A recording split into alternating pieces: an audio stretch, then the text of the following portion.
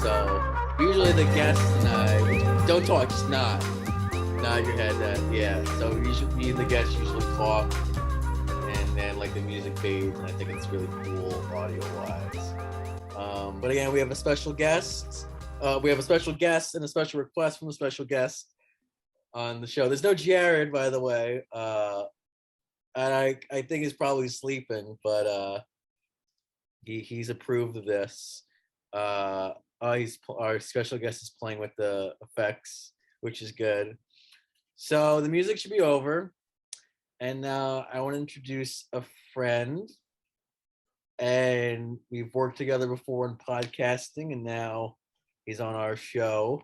Are you ready? He's a bad man. He's the devil. You gotta do like the wrestling announcements. You gotta like say my weight and where I'm from and shit. Are you ready to rumble? And if this is even, I don't even know if the audience can hear it that well. But here we go. Oh! I've arrived. Yes.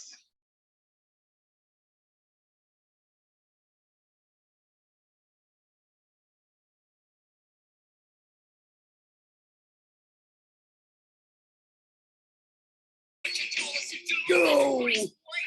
Hello. This is so new metal. Break it down. Do you like new metal? I used to be really into like Linkin Park and shit before I discovered punk, but yeah, it took over after that. By the way, so on the show, we'll probably I like to set up a bunch of topics to get back to when we're bored writing. Okay. That's because it's new metal is fun because it's like it's really not like it's not good. That's the thing. Like, but it's still very catchy. There's not many genres of pop music that are as loathed as new metal. Like universally, like no, like you know. Yeah, I wonder. It's just like, yeah, if you're not in the mood for it, it's gonna be like the worst thing you hear. Right. But when you're in that, angsty, edgy mood, in the end, it doesn't even matter, Yeah, I see. Yeah, okay. We'll get back to that because we're doing another writing thing, aren't we? The introduction is a pretty weird vibe for a writing podcast. Oh no, you have no idea. I don't do rules. I don't really. Yeah, that's right, Hobie. Good man. This is my fucking show. I do whatever the fuck I want. Do what you want. Do as you please. Yeah. Do what thou wilt. Do what thou. That's a Satan thing. That's a Satanist thing. It's an Aleister Crowley thing, but yeah, it's similar enough. So writing podcast. How do I even introduce? Well, we're gonna do an animated action adventure show. Do I need a pen and pencil? No, I have anything. I mean, if you want, if it helps you. I'll feel more like a writer. I need some coffee and a turtleneck. Well, that's an artsy literary type. Right. I only seen writers on the show and you don't look like most writers, so. Yeah, no. So that's a literary. That's like if you're writing about like that one. I don't know. Fucking. The standard, which I mean, I feel like reviewers go for that look, right? What? Like movie reviewers and shit. They go for the turtleneck. The turtleneck, big frame glasses. Well, yeah, usually dye their hair white. Yeah. Well, so you're also talking to about TV tropes. Actually, kind of nails it. The criticism that literary fiction gets is it's usually about professors who want to fuck their students. And that's the type of writer who wears the white hair and the glasses and the turtleneck. Give me some examples of this. Well, I guess Ted Mosby. Huh? Ted Mosby, but that was very brief. Ted Mosby. From How I Met Your Mother. Yeah, he was a writer? No, he was a professor. He was a professor. Very briefly for architecture. Ted Mosby, if you put glasses on him and dyed his hair a bit. Yeah. He's a different kind of loser. Different kind of what do you Ted Mosby's different kind of loser? Yeah. You know the name of Vladimir Nabokov at all? Zelensky? No. Not the Ukrainian president. Yeah, he actually he's Russian. He doesn't really look the type, but so no, you don't need you're thinking of a different image of writer. We're nerds. Damn. You gotta talk like that. What's the uniform though Of nerds? of writers, writing Depends nerds? on the writer. Depends on the writer. But like, like if you're applying to LinkedIn and you're trying to do a profile pic, For what you said. like for the architects, it would be the turtlenecks and shit. Yeah, same thing. Okay. Yeah, forget it. I mean, that's a real. I guess thing. the whole creative crowd is sort of sporting the whole same look. A lot of them probably just cool. Depends on what kind you're doing. Like if you're it depends on what sort of art you're making. Like I only make art from my piss. Oh yeah, me too. Sorry, do your podcast. No, I I'm do trying this. to like. Yeah, no, I mean, destroy it. we talked about on episode 1. It is a best stuff if you want to listen to it. Listener, which that's a term I used on the old podcast. But I don't think. Nah, you should find a new thing. them. Listener, audience. Nah, call them like dirt pigs. Something mean, So shitheads. Shitheads is like taken by so many other youth. You gotta like be creative. Dirtbag, dirty boys. That sounds. It has to be mean, not like sexual. How about like delinquents? So delinquents, that's pretty good. They'll know that me and Jared spent 3 minutes talking about how the word sloppy Joe, speaking of sexual stuff, sounds like a sex thing. It is a sex thing. Giving a sloppy Joe. Yeah, look it up. I think we did look it up, but that's what we're like, oh wait, this is disgusting. And we went back to writing. What's the point? Wait, say it again? Well, that's the point, no? To be gross the fuck out. Yeah, that's what all those what's the Urban Dictionary shit is for. You ever get a Milky Mandy? Yeah, I was getting it like right before the start of the show. Oh, me too. Okay. Yeah, it was from you. Oh, there you go. Okay. Well, then we'll do it after the show too. We're gonna write an animated television show. I guess starting. I mean, starting now. Hody hates anime, by the way. He's a fucking weeb hater. Just kill all the weebs and the world will be better off. I didn't grow up the with world that. will be better off. Without the You are correct about that. So I look, how do I introduce the topic of wanting to write animated television? I mean, Are we talking about animated or anime? I think it's healthy to see them as the same thing, Well, children's animation too. I guess that's the specific, which I know some anime is and some anime isn't. Right.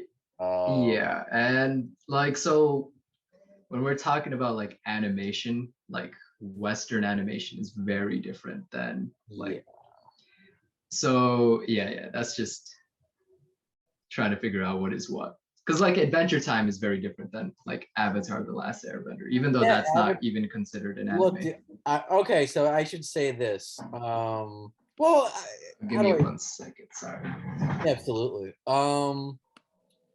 I've always so in high school I was working on which Sheikh did. I mean, which Sheikh both read. I guess which we were working on, which is called a pitch Bible. He read it almost 2 years ago at Coney Island, which is again where it's actually that the work is set. And that sort of spurred my interest in like I'd love to get into animation and do something animated. I don't know how to animate or draw or anything like that, so it would be. I don't think you need to just pay some Koreans. Find some Koreans, and just give them $3.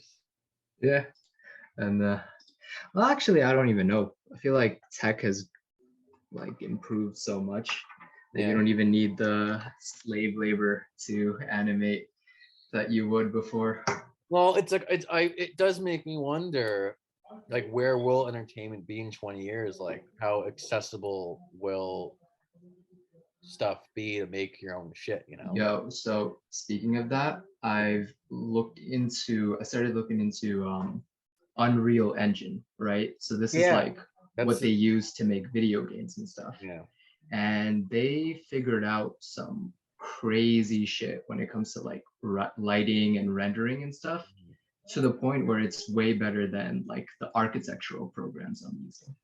So like accessibility is like growing like crazy, especially with all these like this is a gaming thing, and like I can use it for architecture to work even better than like the architectural programs. Right. And people would use it to build shit. Yeah, I mean like you can make like whole ass movies with this shit, and it's not that hard to like basically you can take out everyone who works in like special effects, if you got the skills for it, obviously. And it's not going to be like before, like rendering and shit would take like forever to do, and now that's becoming like accessible Yeah, too. the So point it's like is, a time thing is even like shortened how up too. soon until any nerd can make a Batman movie and then just I think now is like, all right, I'll talk about this shit later. I'll show it you the is, well, ropes. yeah, it's an interesting question, but Right, because all this shit is like set out for free. The program is for free. Like whenever people make models and shit and scans, all that shit is there. It's all about like you learning it at this point. yeah, I used to want to be a video game developer. Well, my first real thing I really wanted to be was a video game developer when I was Different well, episode, but you should like do a plot line for a video game. I think that'll be very I interesting. mean, that's what I did since I did that for from like June 2019 to December of 2020. Yeah. Ooh, but do it again. No, But like, cause that's I'm thinking about like all these. So what was the new one that came out? Cyberpunk. Not that great for reviews and shit, but the whole premise of like different endings and like you can choose the story. Essentially, you choose the path it goes. I think that's a really like cool thing for a writer. It'd be almost like you have to write 6 different scenarios. You know what I mean? And yeah. then the Well, it player becomes gets like to D&D. choose. Yeah, yeah. Well, that's actually, by the way, if anyone wants to write, like, I mean, actually, me and another guy, you met him once, actually, Billy, Jared's friend. We were But actually talking about how similar D&D is to just actually being a writer, and like the yeah, experience of writing. Which what we're about to do is basically we're just playing D&D, basically. It's just different again because again we're taking away the choice of well, we are and we aren't, because all we're really doing right now, we're gonna be building the world and the characters a bit. We're gonna try as much as we can until what? Well, 1 o'clock or whatever, something like that. Because we do it. I should mention we do it. It's a 2-hour show. But technically speaking, whatever we do tonight can still just someone can take and just okay, let's do D&D with this. So we aren't getting into like because then a huge part of screenwriting, which actually is not talked about, especially in easy to access videos, is how does a fucking scene work? Like, right. all right, if you So got how does the your scene work? huh? So how does the scene work? A character has a goal, someone's in the fucking way. And just the particulars of that. Like even my screenwriting professor, he said a screenwriter tries to write if a screenwriter can get a scene done a day, that's a good day. Like in 3 hours, if they get 3 solid pages done, and that's usually how long a scene is. How That's long what will the scene last for, it's time wise? three. It's always it's. I usually go for 3 minutes in my own Mhm. stuff. That's usually how much I plot it out. Like, okay, I have 3 minutes for this beat. So, okay, there's a scene in One Piece, which we'll talk about more, but because that's going to be, again, the screenwriter world calls it comp, especially the American one.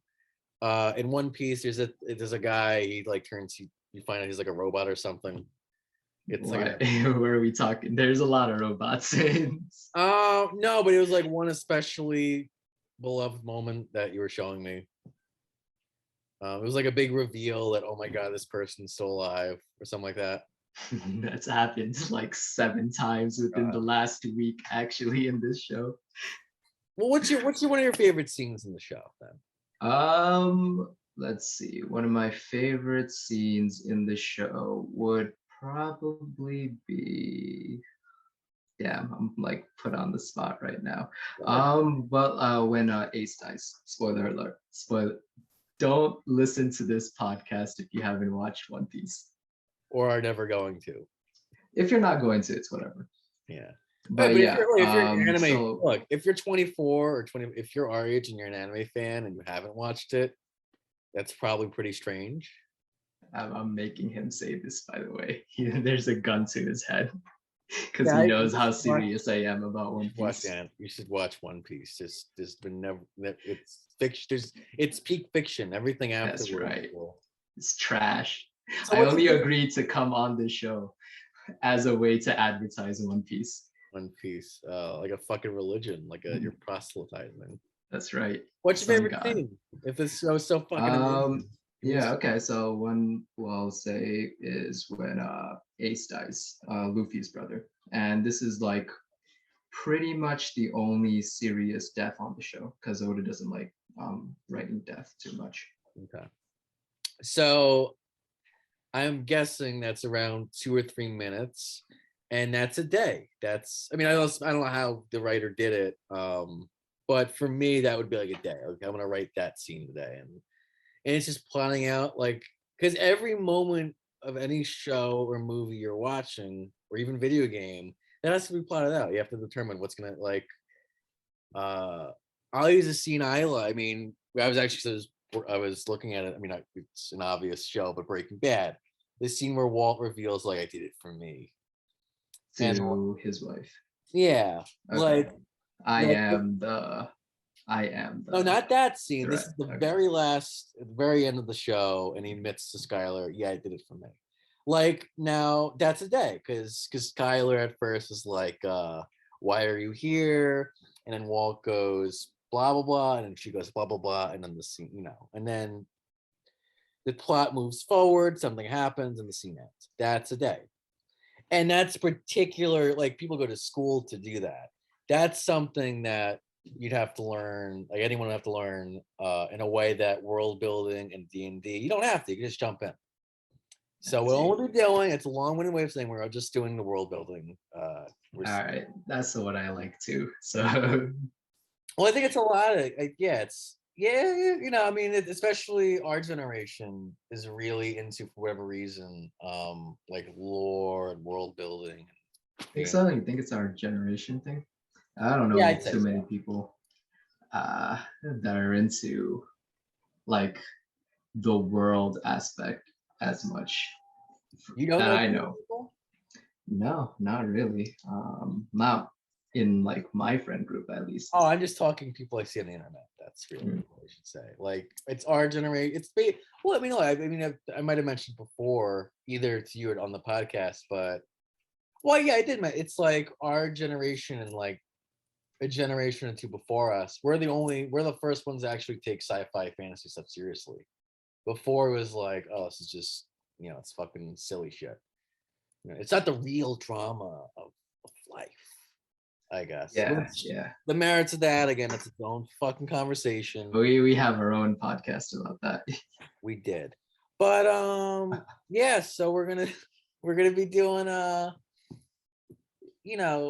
because I actually, as to your point, I guess, I feel like taping this to I'm running the.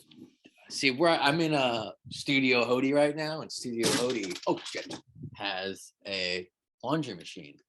And Hody is doing laundry. There's no laundry machine in Sheikh Studio. I have to go to a place.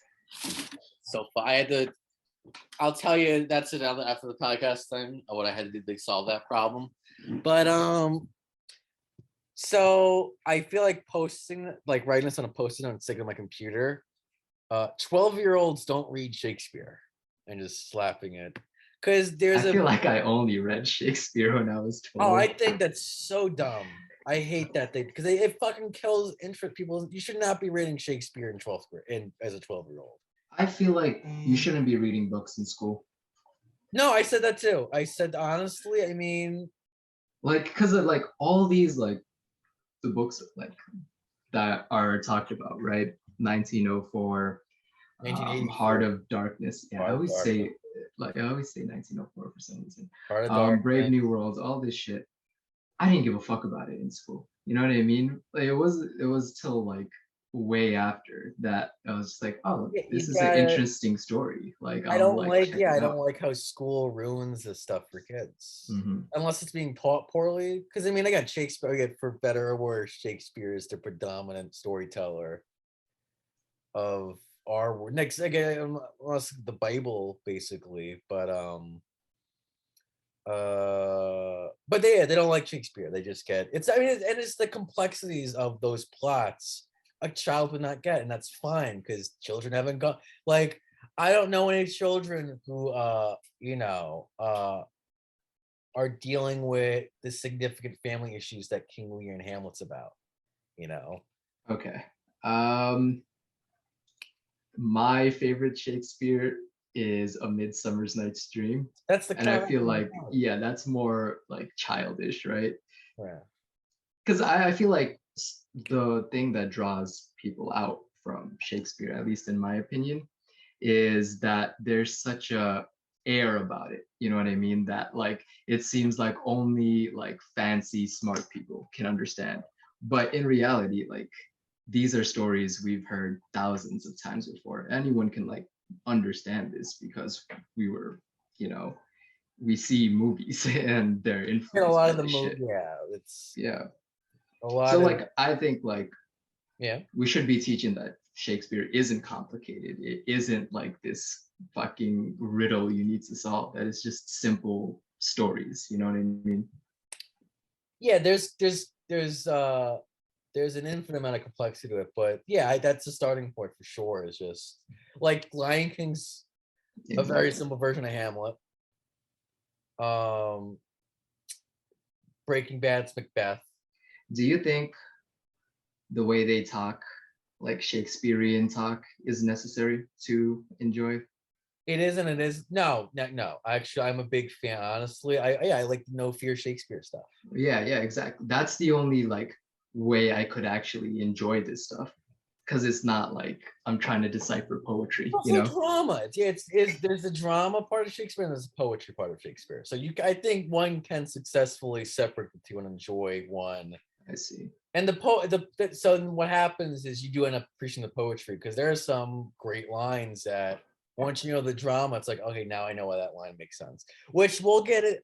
I've been meaning to talk about this stuff more on a future episode of the podcast where we actually do try and write something with the air of Shakespeare. I mean, the one I already talked about, I think, with Jared is I want to do that with Dinkins in the 90s. Who's that? David Dinkins was the mayor before Giuliani, and the drama would be no, it was and the drama. It's just the name, like, bro. The name is Dinkins. Dinkins, Dickens. Well, that's already Charles He Dickens. needs to be bullied, dude. I don't even know if he was a good mayor or not, but Well, that's what the drama's about. Is it's let's see. basically he was like the ultimate nice liberal who got defeated by this just clown, basically Giuliani. Because Giuliani, he was Trump before Trump. Interesting. I thought he was like a serious like business guy before. Like, What he wasn't, he was like so the reason why I think this is true, it's called the perp walk, where you take the perpetrator of a crime and you walk them out in front of the cameras. Giuliani did that he started doing that. he did the broken glass policing shit Right? too. Yeah, yeah. Exactly. A lot of bad stuff in America you see in 90s New York. And I want to see the drama be exploring the 6 months where they're basically, it's the election season and fucking, it ends with Dinkins losing. And that would be like, okay, let's try and bring that sort of Shakespearean air to a modern story, if that makes sense. One of the things is again very politically relevant, but we're not doing that today now, are we? Right. I keep throwing you off on tangents. No, I go on you have no idea. We actually, me and the show usually actually begins at about like the half hour mark. Second. All right, cool. Yeah, I don't like unnatural, like, all right, this is the show now, we're starting. Like that to me is boring. But like, oh, my cat wants to get in here. Yeah, but yeah, we're not, because it's basically, the point is children need stories too, essentially. Like, yeah, Shakespeare's cool and all and Dickens, but I think there is a significant value of children entertainment passing on important basic values to them. I think we're in the golden age of good children's television. You have no, oh my god, yeah, basically. I mean, including I do include the Marvel stuff. Yeah, I'll include the Marvel stuff. Adventure Time, like there's a lot of good shows out there. And that's what we're gonna try and do today. We're gonna try and slide the fuck right into that, like that. Because yeah, I mean, there's never been, if you're a nerd, it's the golden age of nerd. There's never ever been a better time to be into nerdy shit than now. Not even no analysis if that's good or bad. We just are. Yeah. And I also think like everything turned nerdy at this point. Like even like shit like sports and stuff. Like now the Avengers get referenced. What the fuck? Yeah, it's even like people are betting, like it's like turned into like everything turned into nerd shit. You know what I mean? Like people care more about like stats and shit. It's yeah. No idea why, but we're gonna sort right now. Yeah. Huh? Internet. The internet. Well, that's just, so we're gonna try and fit into that world. We're trying to basically write, like, okay, so let's imagine. I was thinking about this even yesterday. Imagine you're a child and you're flipping through TV or whatever. I don't Netflix, or we didn't have Netflix as children. So, well, actually, no. That's great. What was your first anime? First cartoon or anime? Either or. What's the first story you really loved as a kid? Let's see. Like that you were obsessed, because mine was Spider-Man, the Tobey Maguire. Yeah, I'm pretty sure it was probably like something on like Kids WB. So probably Yu-Gi-Oh! Even though like it's a trash show, you know what I mean? After like looking back at it. I'm talking maybe about like Pokemon. Then I should add, what's a show that got you into this stuff, and then you can still watch now and go, this is just as great as great as before. Yeah, there's a lot. What was the first one? Well, the first one that still holds up to this day is probably Arthur in PBS. Okay. Yeah, I think that still holds up. But that's like really young. Yes, I'm talking older, like I guess from like I'll tell you the show that got me into anime itself was Full Metal Alchemist Brotherhood. Okay. Yeah, and that was, let's see, because like I watched Naruto, I watched Dragon Ball Z, all the stuff that was in Toonami, but I didn't it was just, if it was on TV I would watch it, and it's like cool ninja shit. I didn't really like see the plot or anything like that, you know what I mean? It was just because all my friends were watching it, all that stuff. But then I watched Full Metal whole throughout. I loved it and I wanted more. I think Death Note was right afterwards, and then I got into like Naruto and all the stuff I kind of skipped over as a kid. What age was this? When I got internet, so it was 6th, 7th grade. So, well, it's fine. Oh man, because I think we might be hitting a little younger than that, maybe, but maybe not. I don't know. Because that's 12, 13. I mean, even Neil Gaiman said the gold age of science fiction is basically whenever you were 12. Colin Trevorrow, of director, he said the same thing. It's like so much of what people love is determined basically by what they liked from like age 11 to 14. Yeah, I agree. I still listen to that music. It's still like I like Pink Floyd and Led Zeppelin because that's what I listened to when I was 13, 14. It reminds me of that fucking so time. weird. What, to listen to those bands? Yeah, Yeah, you're listening to dad rock at 13. yeah. Look, because dude, if you put, well, yeah, you know, no, I got into that's its own fucking story why I did, but I did. Well, Impressive now. Now everyone's like, oh, that's cool as shit. right.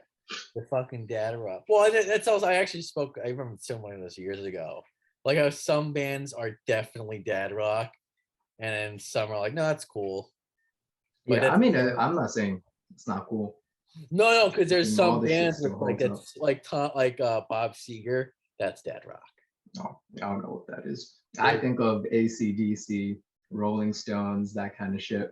Everything old, I just kind of, you know. No, there's a different. You'll hear you be able to hear it, but that's a topic for another day. But yeah, just to wrap up.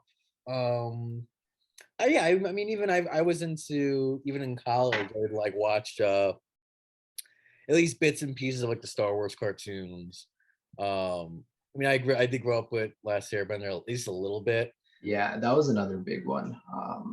That like, because most of the other cartoons, it was very like episodic, right? Like this is the problem. Which is what by we're the end of the this is what show. we'll be doing. I should say Okay, we'll get into okay. that in a minute, but And yeah. like that's not a problem, but I think Avatar and other shows like that made me like, oh, long-term storytelling is also a thing. Right. Yeah, what's it called? Yeah, it's just I would say yes. From basically since 17, I've been wanting to do an animated television show. So this is, I guess, an attempt at that. But it's a different story, which we'll get into later. But I wanted to finish what you were saying. But yeah, it's novelistic, basically. That's what I mean. Even Breaking Bad, The Wire, Sopranos, you're recreating what the novel used to do. And I guess still can do. So basically, our show, our animated television show, but hopefully that's enough build up. I think that was what 20 minutes. Yeah. All I really have, which is the whole point. It's surprising how long it took me to get to this topic. Again, like the past things we've written on this fucking show, it's stolen from history. The show is basically the world it's set is they want to basically do a redo of 15th century 16th century colonialism. So it's like, all right, you have Europe, you have the New World. What if like there was no genocide? This is a kids show. Well, exactly, yeah, basically. What if there was no genocide? Because it's just two worlds meet, what happens? Right. That's the show. That's it. That's all I have, and that's all I have. I was going in a different route when you said episodic. What'd you think? And it's mostly because of the movies I've watched recently. But I was thinking the multiverse, right? Every episode, you go to a different multiverse because of a problem you're having with your own life today, right? So, like, let's say in this show, there's this girl you like, you don't have the courage to speak up to her. So you go to the multiverse to find a version of yourself that's like super smooth and shit. And hijinks ensues, and then you learn a lesson by the end of it, come back to your world, see how it plays out. It's actually pretty fucking solid. That sounds like a cool Netflix show. So here's the thing. So imagine you're on Netflix and you're scrolling through, you'd see our show and you see that show. That'd be for another audience. That's really good though. I haven't actually, well, that's its own topic. I've been consuming. I was watching bits of Lost recently. I mean, I've been talking with Sheikh about this. Other stuff similar to that. That's also not this show. At least kind. It's fun. There is an adventure element to Lost, but I mean, what we're really going for is actually One Piece. That's honest to God, probably the closest. Because I think that's also we're probably going more episodic because that's art. That's like One Piece is mostly long-term storytelling for the most part. But it's like I guess it's not they don't do they do seasons? They do arcs, but all the arcs are connected to one another, so it's kind of hard to tell like when one starts really. Like so, Breaking Bad is 5 seasons, Yeah, right? Yeah, but the arcs in Breaking Bad kind of end when you defeat like one of the big villains. You know what I mean? Yeah, I guess that's also how One Piece works. Well, it's comic book sets how they work. Yeah. Like you'll have an arc with the Joker, and then you'll have an arc with like Bane or whatever. Right. And there's like, because that's what tech comics are. It's it's Batman issue, Batman 704. It is technically one story. Right. Technically speaking, but I think because they also reboot stuff in the comics, so like they'll go back to one. I want it. We're doing One Piece basically. It's just literally I was imagining. And are we thinking of separate shows and writing them out, or we're working on one? Yeah, it's one show, just building the fuck. We're doing D&D. D&D one. All right. Well, like okay, so like for these things, I need to like make the structure first, right? Oh, yeah, absolutely. So like that's why like I thought of the multiverse thing, just because it's like. So you want the structure? Yeah, it's just like if it's gonna be episodic, then it has to be the issue should be resolved at the end, right? But still not being set in one scene. That's why I thought of the multiverse, because you could like go on these crazy adventures and like pretty much let your imagination run wild. But it still ties back to like continuous like so story. I'm going to share. So basically, here's how I think of this stuff. So basically, a show set in basically made up planet, made up Earth, Middle Earth, same shit, Middle Earth. What it's called again? It's secondary world. Westeros. That's the official nerdum term for just anything set in the world that is not Earth. With 2 continents, they have recently. Well, I'm just gonna use the actual names because I hate naming stuff in this sort of fiction. In any fiction, just leave it like A and B. It's fine. Well, the A continent, Europe, has recently landed in B, the Americas. Adventures ensue. Yeah, I don't know how this can be an episodic kids show. How so? Because it's already like big themes are coming up, right? Like immigration, colonialism, how 2 different cultures are going to interact. But like, go on. I want to. No, well, does it have to be colonial? What makes colonialism colonial? Right. What is that? Going and taking advantage of a different country. What if, and that's why I said, what if our Europeans were like way nicer? Or is colonialism it's just like go on. Or is colonialism inevitable? Like but this is a kid show, right? Yeah. So yeah, why like it can't be episodic then, like if it's gonna have like huge themes like is colonialism inevitable, then you can't finish like show episode by episode, you know what I mean? It has to be like things aren't solved for a long ass time until the very end. Well, define things. What is things? So what are going to be the problems in this? We're gonna come up with them basically right now. Okay, so you got different cultures clashing.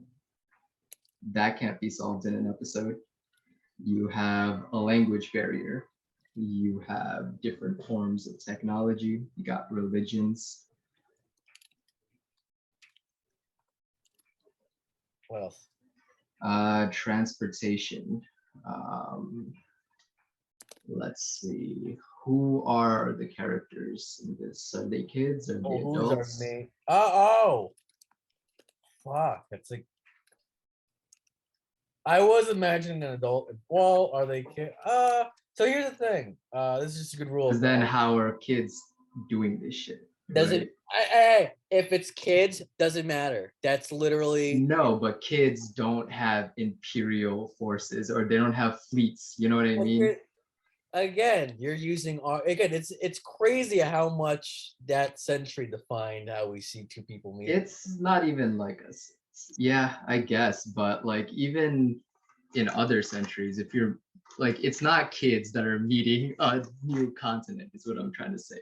It could be. It's a fucking kids show. Okay. Yeah, it's a kids show, but this is a huge theme for a kids show. It doesn't has to like think when you're back to 10. Did you think about that stuff?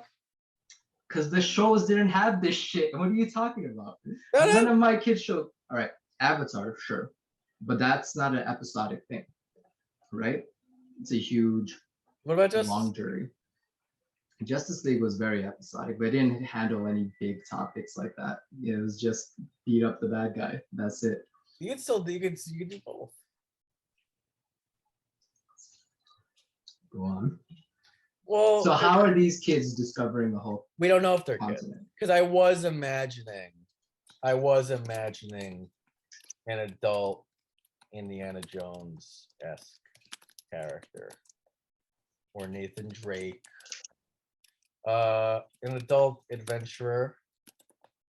But yeah, no. So the thing is, again, especially with children's entertainment, you do usually want to. I mean, any form of entertainment, you usually do want to write it for the like if you're writing something for 30-year-old women, you usually want the main character to be a 30-year-old woman. Yeah. So if you're writing, No, I get that. I'm just saying, like, how is it? So, like, okay, let's use other shows as an example, right? well, fucking One Piece is a 12-year-old. Adventure Time. One Piece, it's more you grow up with it. So, like, who he's writing for now is not 12-year-olds anymore. It's like people born in 1997. Let's flash back to the first arc of One Piece. How old was Luffy? He was 12, 13. Yeah, what was he doing? Okay. So yeah, let's start it off. His whole thing is just to go out to sea, have a grand adventure. So not so much as, and yeah, so I'm wondering. So okay, are these just group of kids went out to the ocean by themselves, landed in a new country? Is that what you're going for? Because that's not the same as colonization. You know what I mean? So I was imagining England. All right, so here's what I did imagine more stuff, but I think you should avoid using real history for this. okay, Sheikh, you're smart boy. When I say England, what do you think I mean? Britain, England. I mean, in this document, in the concept of the show, when I say England, what do you think I really mean when I put England there? What you asking me? Smart boy, you're smart. Yeah, say that question better. It's our made up fucking all right. We're gonna call it Aragorn. No, actually, I'm gonna look up fucking. This is why I hate this. I gotta actually pick a name now. Yeah, this is your writing fiction, dude. But it's a placeholder. Placeholder name. England is a placeholder name.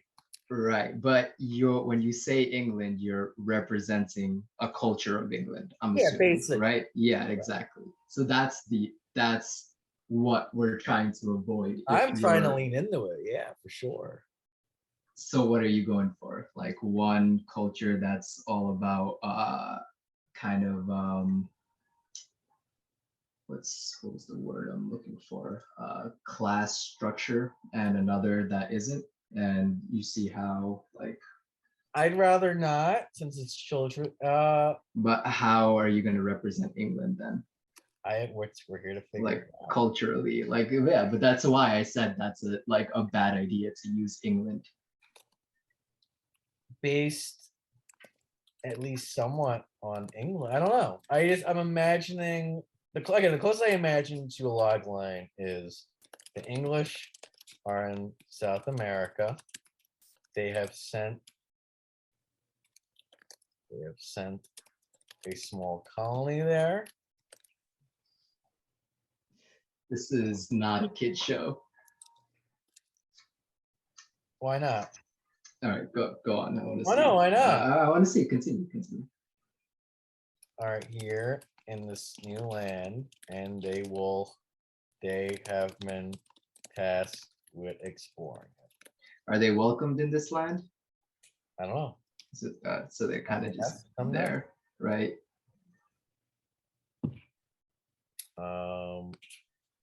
If we go to our trusty map.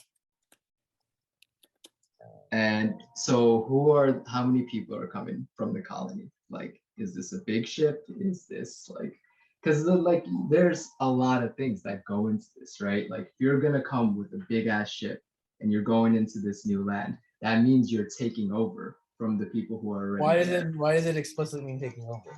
Because you're setting it up as your territory for like a territory that was already there, occupied by people, right? Let's not even like talk about the land. Now you got resources you gotta compete with the natives with. There's like a lot of things. Does all forms of cultures interacting have to be conquest? No, but if it's colonization, then it's a conquest thing All by right, definition. So like you could say like it's exploring, an explorership. I do want to have it be a settlement though. That's the thing. Yeah, well then that comes with the politics. You can't just like ignore this shit. Then it's not going to be a good show. You're just writing crap. Well, why is it crap? Why is it crap? Because it's like a fake version of. It's kind of like just ignoring reality and teaching kids that like, okay, this is like how it was in the past. And fake, like, you know what I mean? It's like fake it's desensitizing actual history. And I think that's stupid to do. It's set in fake landia. Right, but you're using Europe as a representative, right? You're not making up this country. I'm a believer you can't make up anything. There's no such thing as invention. But you're taking the theme you're trying to make is this one culture that's very European is interacting with the South American culture. Right. You understand, like I do. But right, what comes with this? So like when you pick and choose, like, oh, I'm only gonna make it nice and happy, like it's ignoring this whole theme of it. So if you didn't, like, let's say you didn't choose South America and England, right? Let's say you're going to a different planet, right? Interacting with the people there. Now you could like set this up different, right? So say where would it be set instead? Let's say you're going to a different planet, right? Okay. Because now it doesn't have anything to do with our history. This hasn't happened before. This is a new thing you're making up. Okay. You see how that's the same thing though? Is it the same thing? Like, yes. It's just. Is it though? Because one is based off like Europe and South America, right, and the other can be whatever the fuck you want. So when we make it, so why can't what we're doing be whatever the fuck we want? It's just Because you said it's represented by Europe and South America. That's the issue I have. loosely based. Okay. So I guess we'll get into how okay. So are we telling history or are we writing a story? That's the first thing, right? Is this alternative history? Is that what we're going for? It's okay. So there was once a land named Fingolfin in the world of Fakelandia. Now describe this place. So, well, we're gonna get. What's the kingdom? Is it a kingdom? It's England, kinda. Right, go on. The land in the world of land. One day, in the midst of other countries in their continent making the trip to Vena's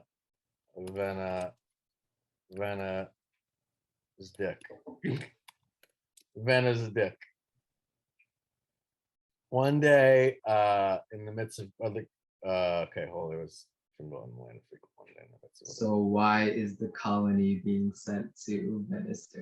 I don't know. Okay, that's one main thing. Second thing, how many people? What's the reasoning for this? Is the huge thing, I guess. What is the society like in Finland? Probably based on England.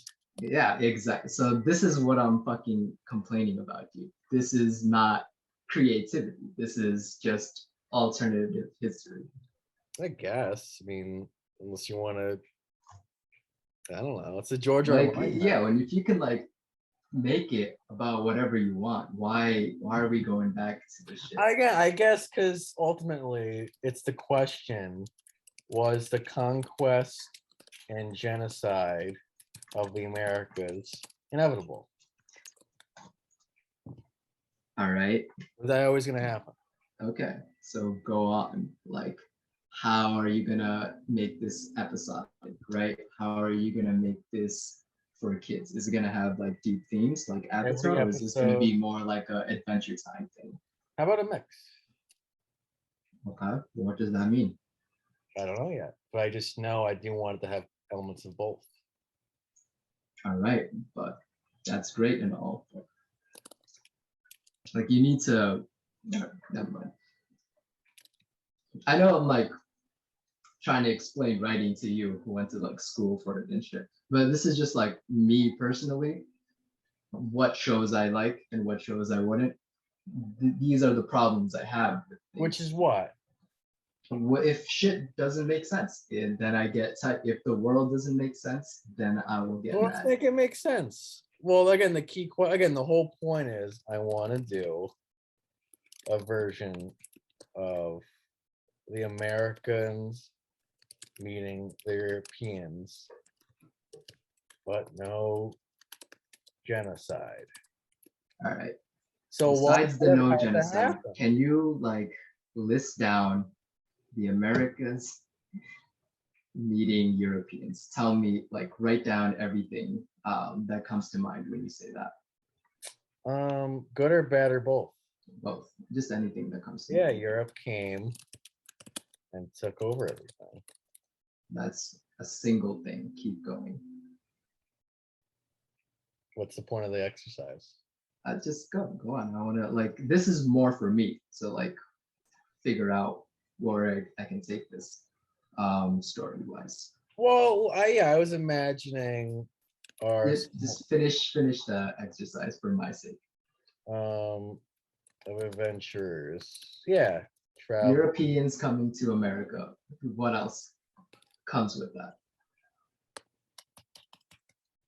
Yeah, traveling through different parts of South America. Okay, so we got Lewis and Clark. Yeah, Kind it's of. actually a Okay, pretty okay. good Lewis and Clark from New World. Yeah, this is why I asked, by the way, so I can like generate ideas. Um, are we talking about the voyage to the New World? Is that gonna be like an aspect of it? Here, they're here, they're here. They're already there. There's yeah. Okay. Traveling to different parts of America. So are they already established then? Yes, but very new. Very new. And the Spanish, Dutch, well, no, the Spanish were here first. The Dutch are coming. Spanish. Oh, the Portuguese. That's the other one.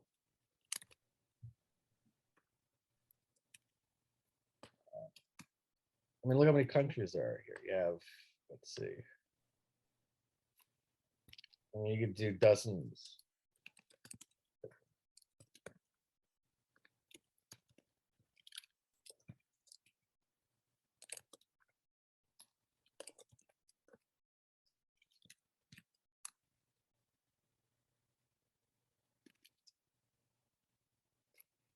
That's where the blank comes in. Because this is actually called, okay, so the American TV term is story engine. What's the thing that keeps the show going? You know?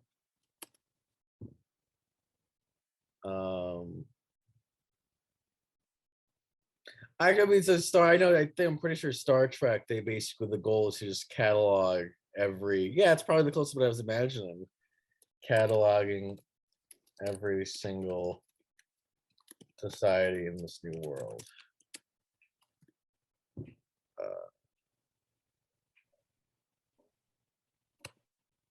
What? What's it to smile? Nah, I'm just trying to think. Where can we go? Well, what? Oh yeah, where As we a can go? kid show We have to that's come to the main character. episodic, like, Well, and it's not about war or genocide. Like these are a lot of restrictions. You see what I mean? it's also restrictions are actually the most helpful thing. I don't think for this. Oh, I'd say for this, yeah. I think the episodic thing is a very bad restriction for this story. 1 second. Well, we gotta come with a main character. Oh.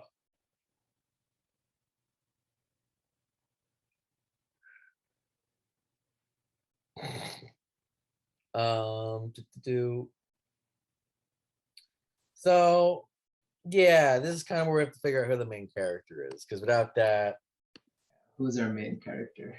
I was just imagining in the White boy? Yeah, well, I don't know. Should it be? You tell me. That's what it's kind of what I was imagining. Well, it's in, yeah, I guess. Yeah. Tell me what this story is, Hody. It seems like you got like an idea of it. Like That is most break it down for me. Yeah, it's this. It is basically I'll write that again. Small colony from this one country, new to adventuring, rise in this world. They deal with both the various cultures within it, as well as nations from their own world. Give me an example of an episode. Well, it's okay. Well, yeah. So one, meeting a new tribe. They lost something. They gotta get it back. Something important to them. Ever play any role-playing game? Yeah. That's the structure. It's 22 side quests a season.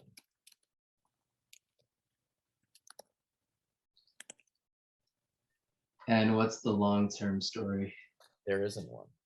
beyond just a very vague. I wouldn't like this show, Hurry. I would hate this. So that's what writing is, Chief. Right. Actually, I'm gonna make a good point here because so much of what screenwriting actually it can be this is you're writing a show you don't necessarily like, but you bring your own interest to it.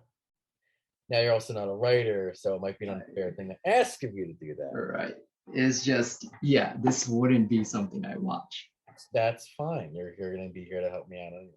Well, actually, no. What don't we can use this to make a general? What don't you like about episodic show? I think this is too big of a theme to deal episodically. So what would be a show that works episodically? Arthur. Okay. Right. The Justice League. Batman. Right. Let's see. Timmy Turner, The Fairly Odd Parents, right? SpongeBob. These are episodic kid shows. You see how like babyfied they are compared to this, right? You can babyfy this. I don't see how. Then you wouldn't get the large theme of is colonization inevitable. That's not a babyfiable. I think you're underestimating the abilities of children's entertainment. I don't know. Tell me a show that. Yeah, give me an example. Justice League doesn't tackle deep themes like this. So what does it? Not in my opinion. What does it tackle? Like villain of the day, beat him, solve the crime, whatever. That's it?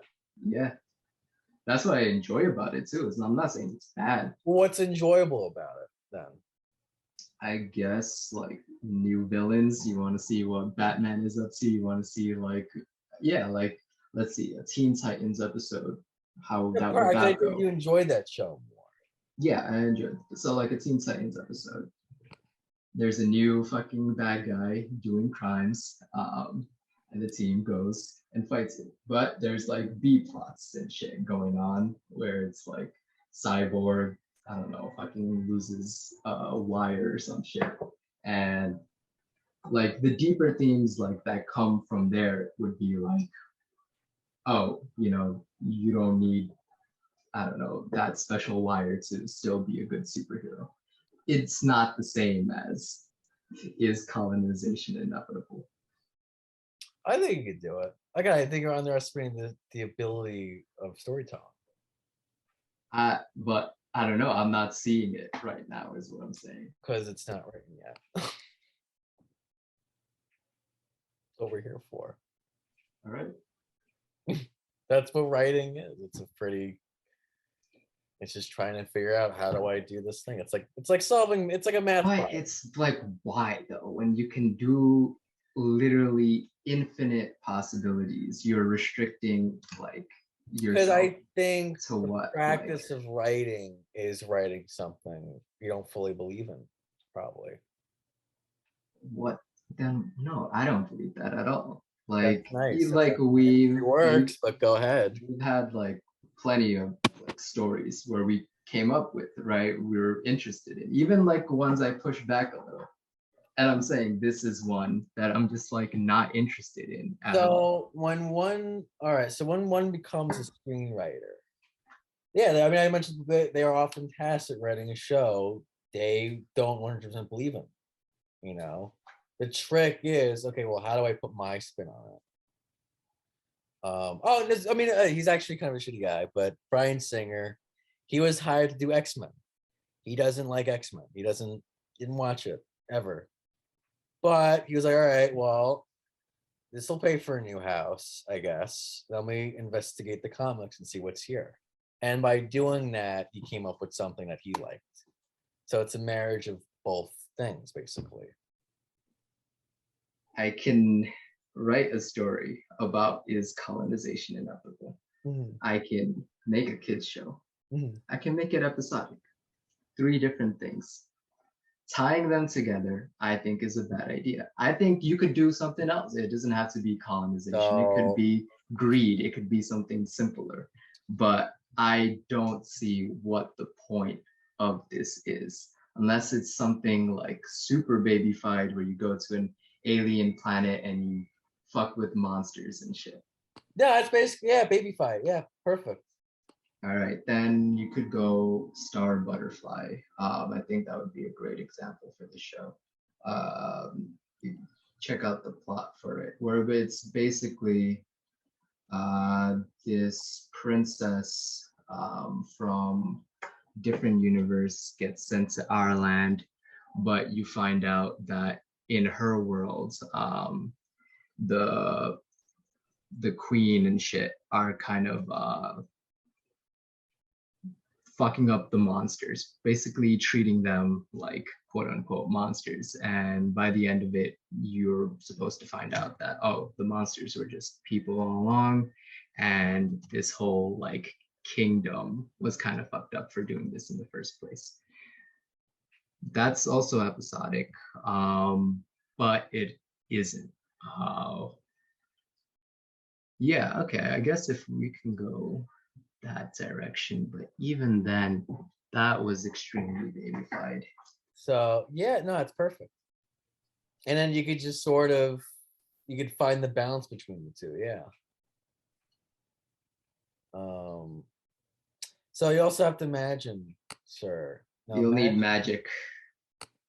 No, of course. It's Okay. Do this with magic. so you also have to imagine. Now it's like, oh, I don't like the show, blah blah blah. It's But still then- pretty dumb, but you go. No, but look, I'll but play guess along. what? That's what I just found.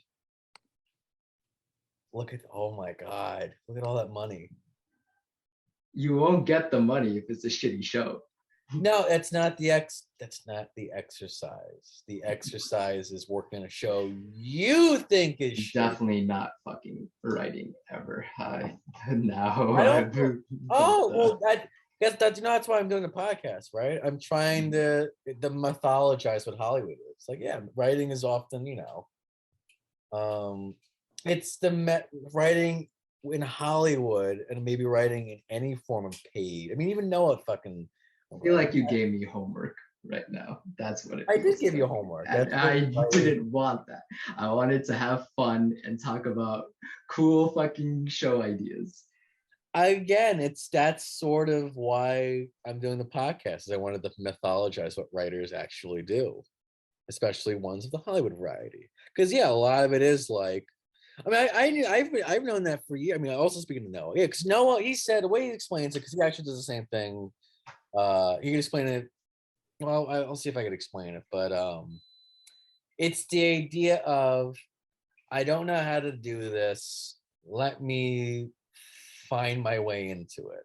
That's a lot of Hollywood writing. So you'll get an assignment. It's called assignment work, and it's on your desk, and it's like, well, how do I get in this? Because as of right now, I don't believe in this project. I don't believe in the story or script or whatever. But how do I find my way into it? So let's just say, because there's another show I actually like. There's another show I do like actually more, much more, which is it's basically the French Revolution done as an animated show. Also the children, same age range, but that is long form. That would be you're doing 10 years in the history of made up France, basically.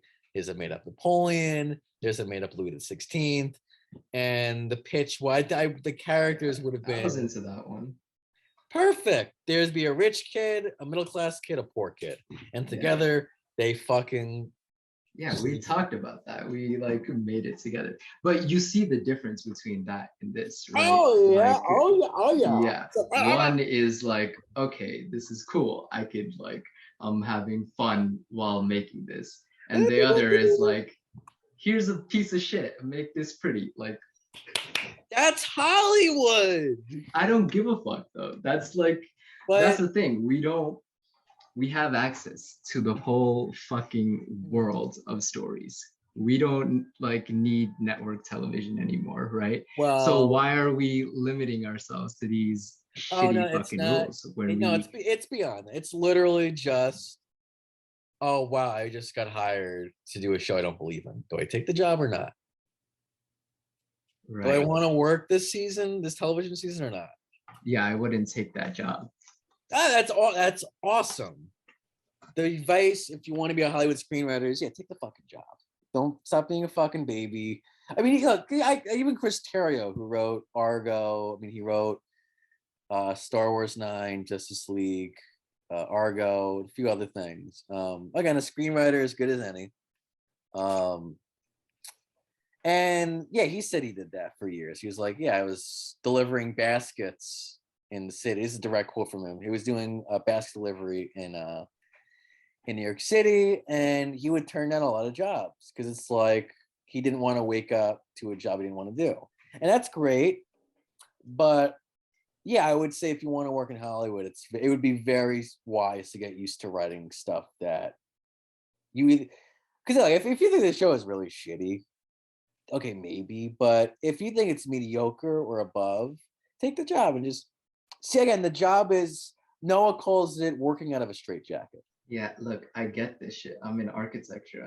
We do the same shit, right? I'm gonna be making buildings I don't believe in. Yeah.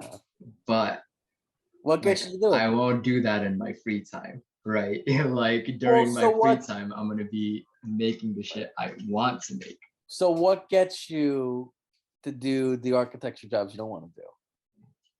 Skills, knowledge, and fucking building up my talent.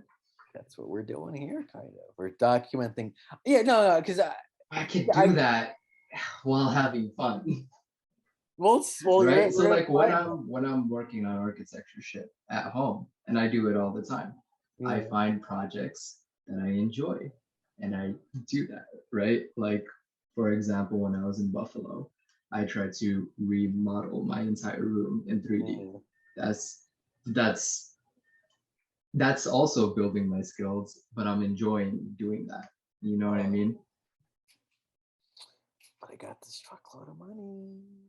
But you don't, right? But yeah, like listen, like again, this is you're in this field, so I get it. You know what I mean? But this would be like me coming up to you, telling you to make a fucking office building right now, and kind of shutting down every like good idea you have of an office building because fucking you can't. It's not the show. It's not our show, right?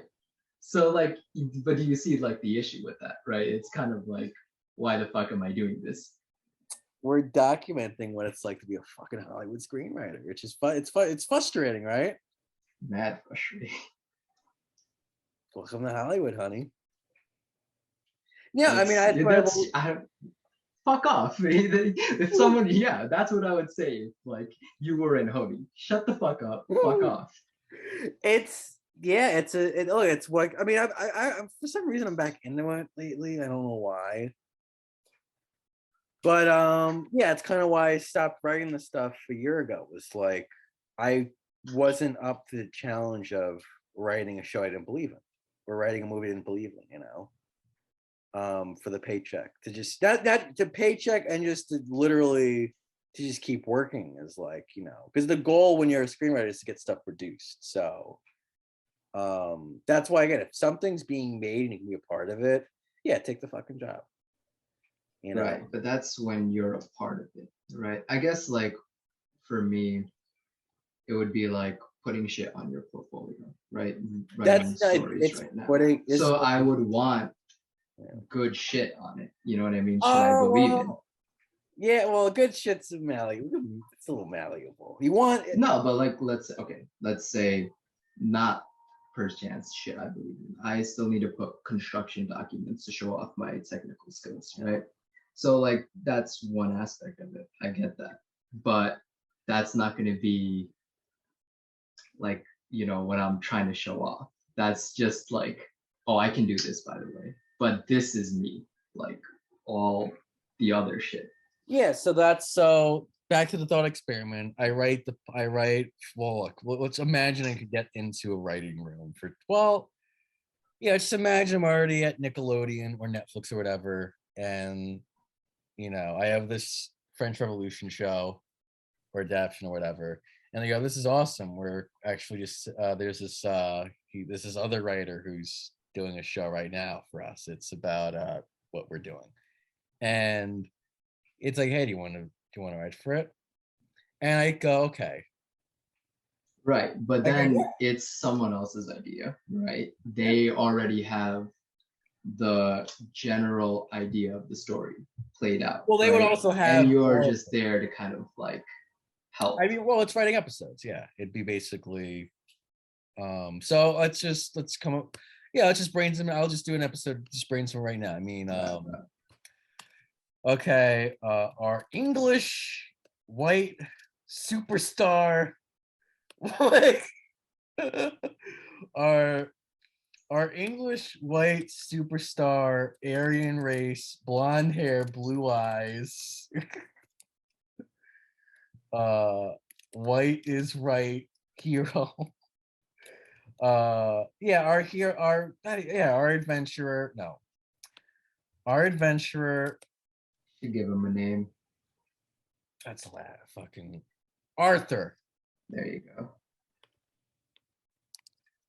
Arthur. Well, see, we're writing actually. So, God. While in a new, what is the word, tribe?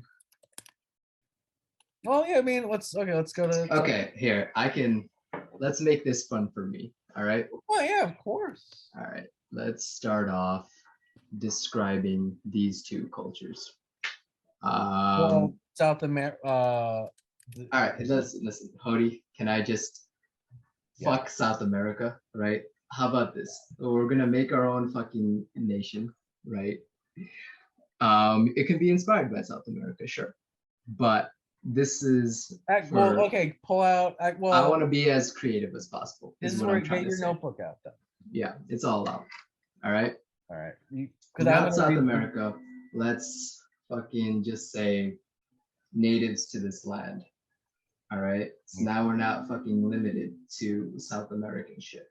Right. So the natives to this land, let's say they got magic, right? They have access to some sort of magic, and that's what the write this down while you're talking. You're gonna fucking lose it.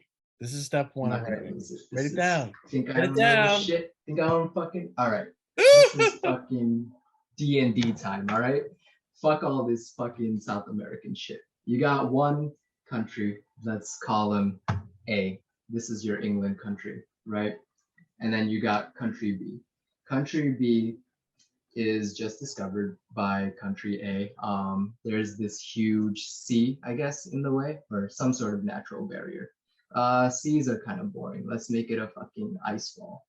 You get over the ice wall, you get to this new land. You never even thought like there was land there before. You thought the ice wall was the end of the world. You get there, you find out they got magic, right?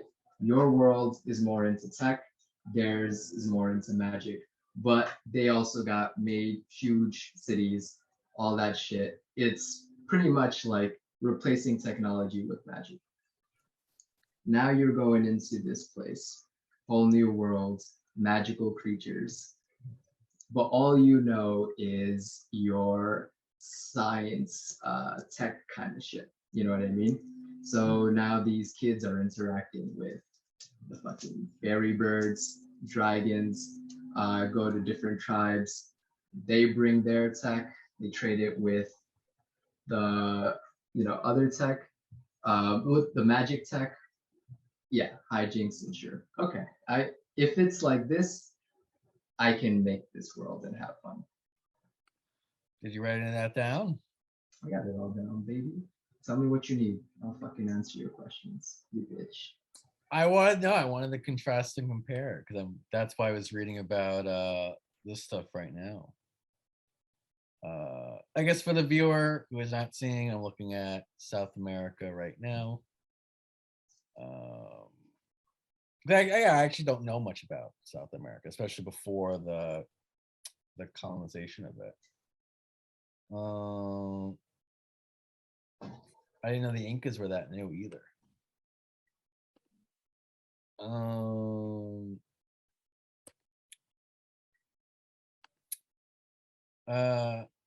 Did you write that down? Write what down? Tell me what you need. All right. Like I'm trying to tell the story. What do you want? Well, no, because we have to get it down and then compare and contrast, and that way we can lift ideas from you. That's why. Yeah. Fucking hate writing, dude. Now Stupid fucking shit. I know how I feel. I wanted to do this. I'm gonna force you to do some architecture after this. See how you fucking feel. We talk about fucking fire safety for an hour.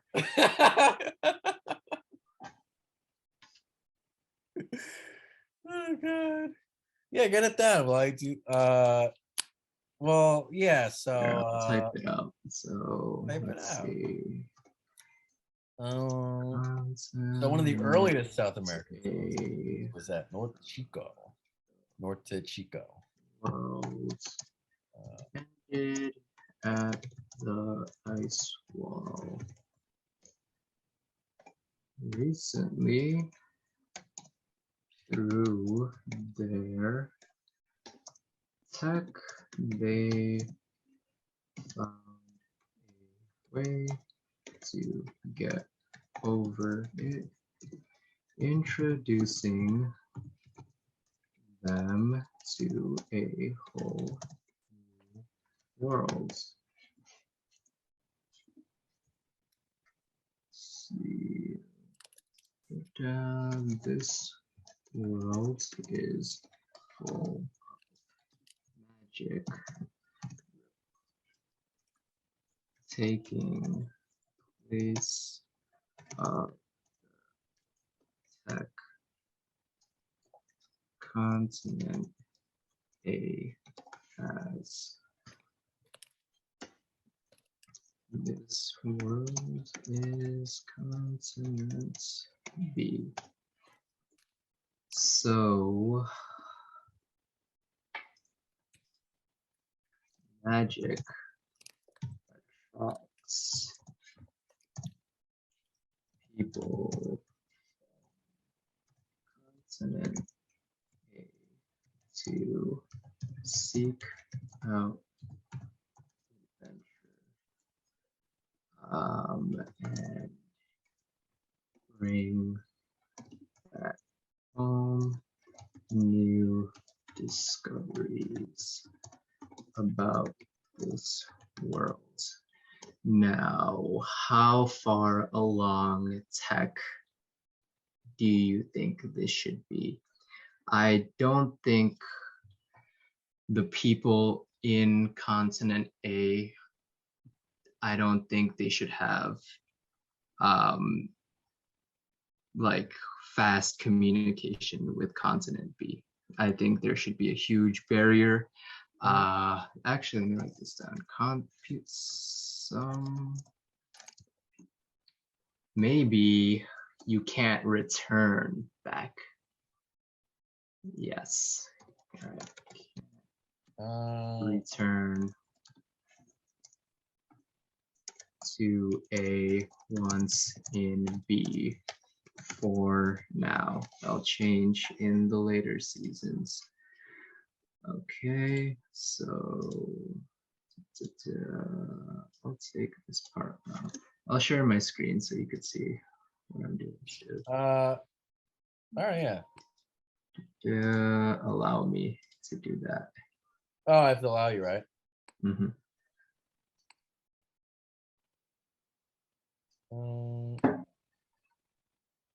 Oh, there we go. There you go. You see it? Nope. Nope. Now I do. All right. So, okay. Can't return. So let's go, instead of an ice wall, we can do portal. So now this could be, okay, so portal brings you to this new world. People from continent A find out about it. It's a very select few are chosen to go into this new world. One being our group main characters. I also think they should be a friend group and not following just one person. Okay, so we got that. If that's the case, then the main characters are in their 20s, because it would not make sense to send kids into a portal.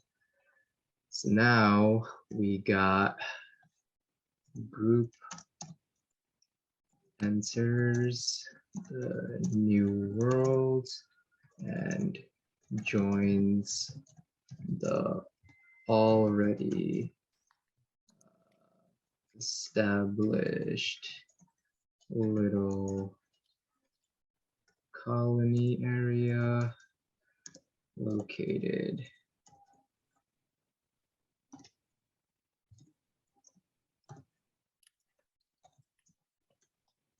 in a small island where they talk to the governments. All right, so as established so far, I don't see there being a huge gap between technologies like there was between South America and Europe. I just see magic being one form of tech and science being another. All right, now I can get into continent B. Continent B. If we're gonna make this an adventure thing, I don't think it should be ruled by one government, so we can have them be confederacy. Let's see, if they're using magic, I'm guessing the most powerful people will probably be like priest and stuff, right? But what's like a better word for that? High priests, high priestess, that represent different tribes, different tribes are experts in different forms of magic. So we can have water tribe, fire,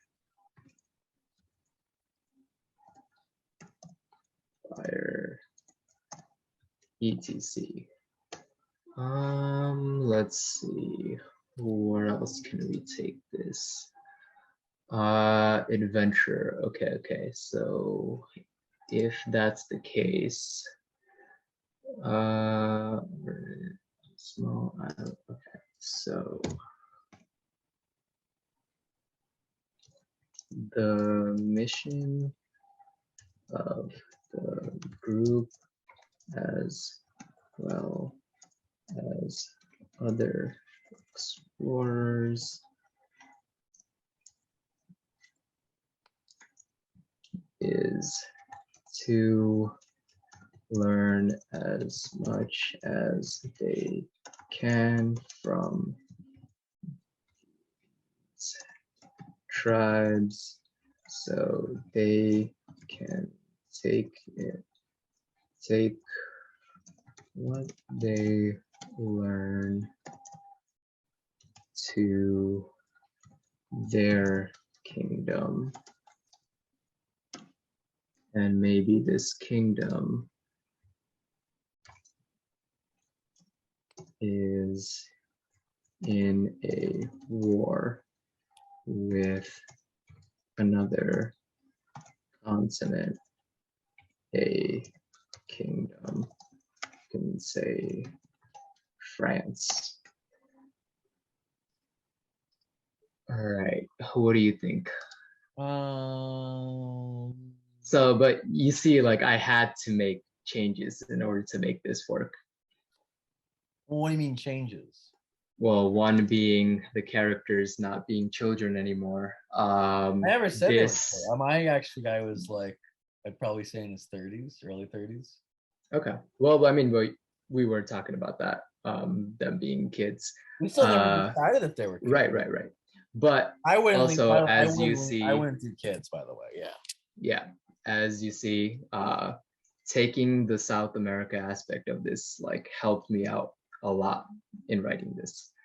Taking it Also, out. yeah, and just replacing it with a magic kingdom. Right.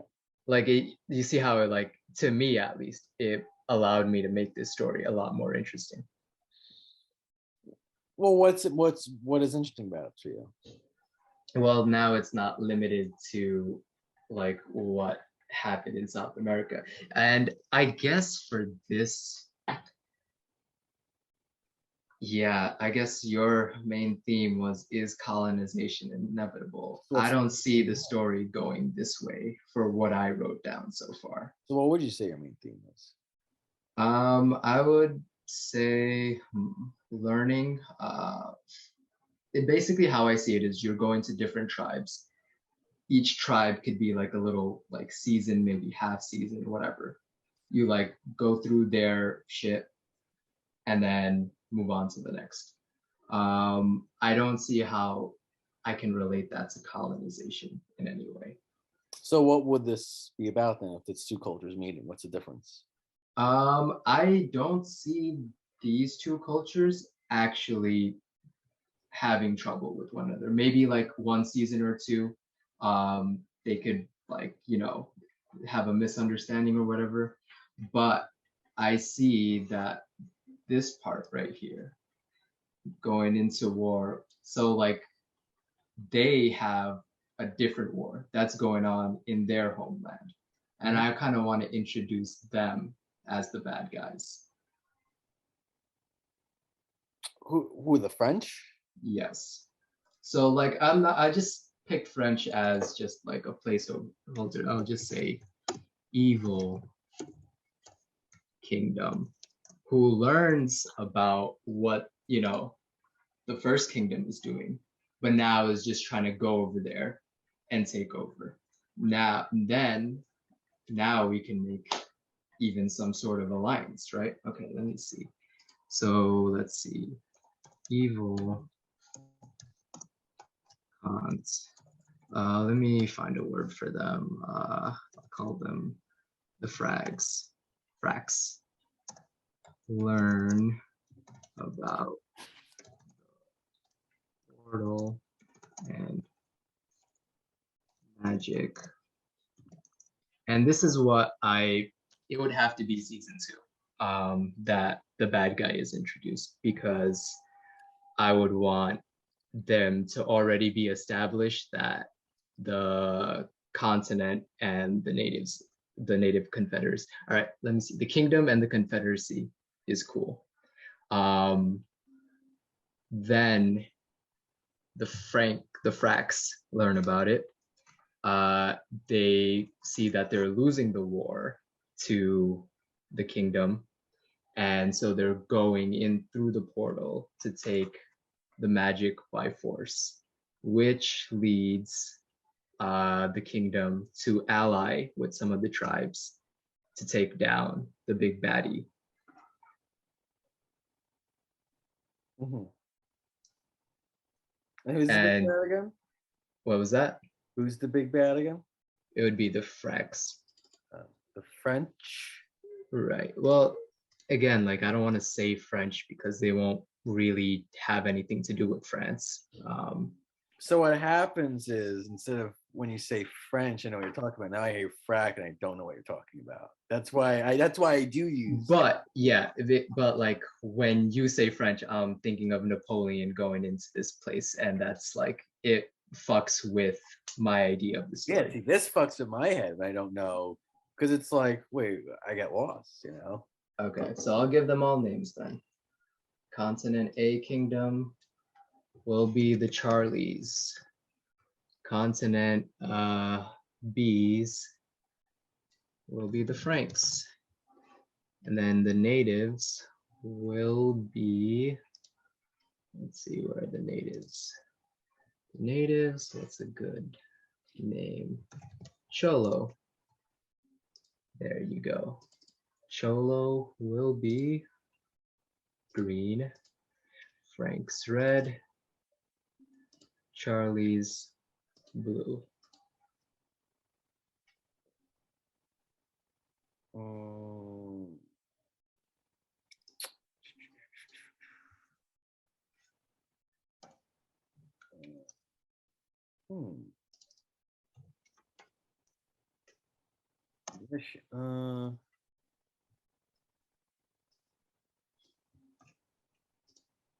So who are your main characters? The main characters would be the group that goes in through the portal. Well, yeah, we have they wouldn't 40 be the minutes. first. We have 40 minutes left, so let's just actually focus on the characters now. Since All right, so we got a group. I would say like a group of friends is what would work for me for this type of story. How do they meet? They're all in the same program. They got selected to go through the portal. Maybe each of them has a special talent of their own, right? Let's go do this. Let's find out. All right, so we got, let's see, this would be kind of similar to going to space, right?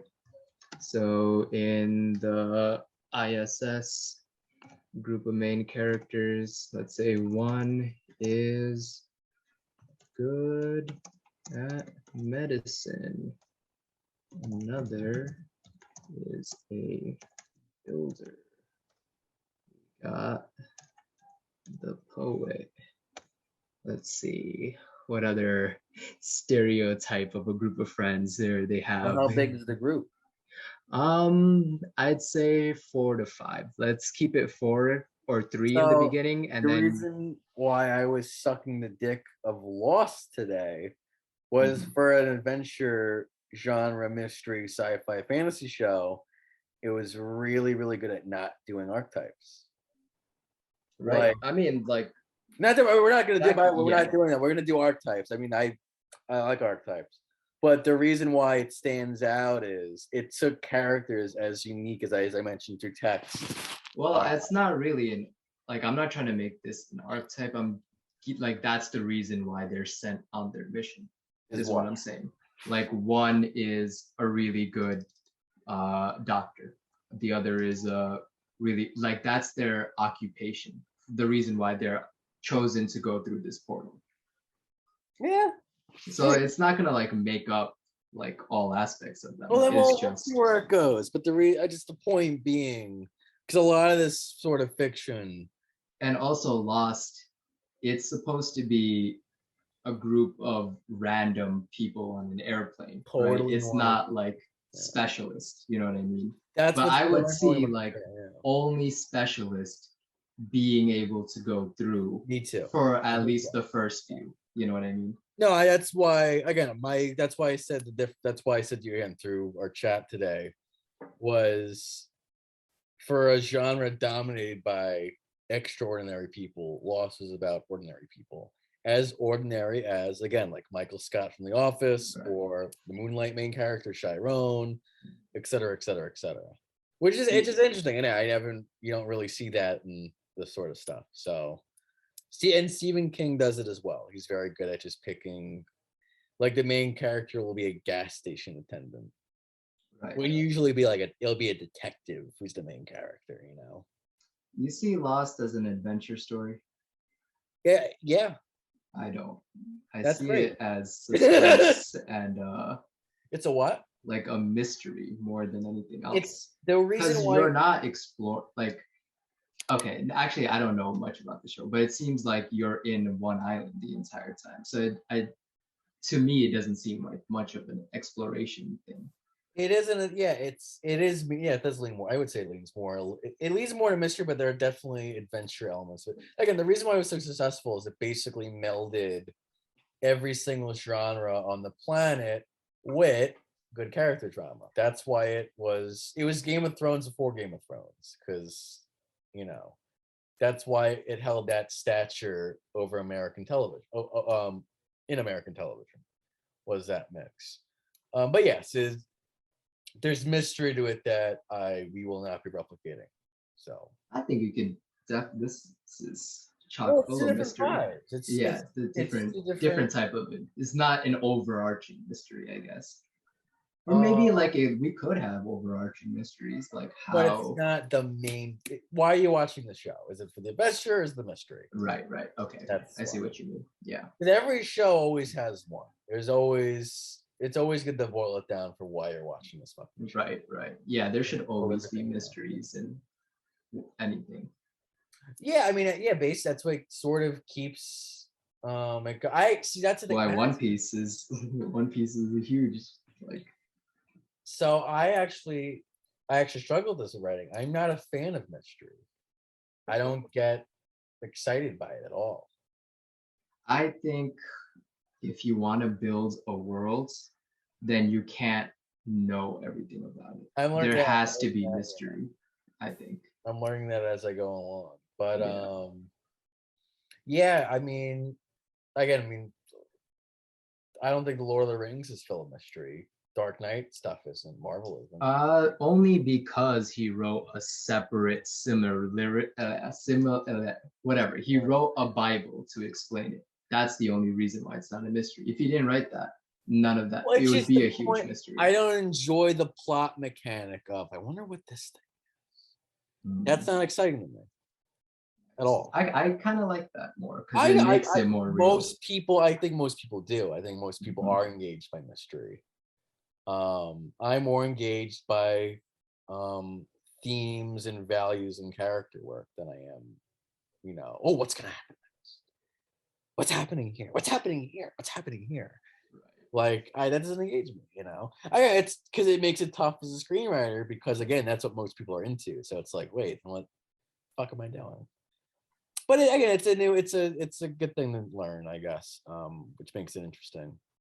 But yeah, I would say this is adventure. How do we get to that topic? All right, but back to our group of friends. Well, who's the main character? Like, who's our main character? What's Like, this about? Main. It could be any of these. It doesn't really matter to me. It matters now. For the next 35 minutes, it does. Who's this about? All right, pick one of the. I'm not. You got.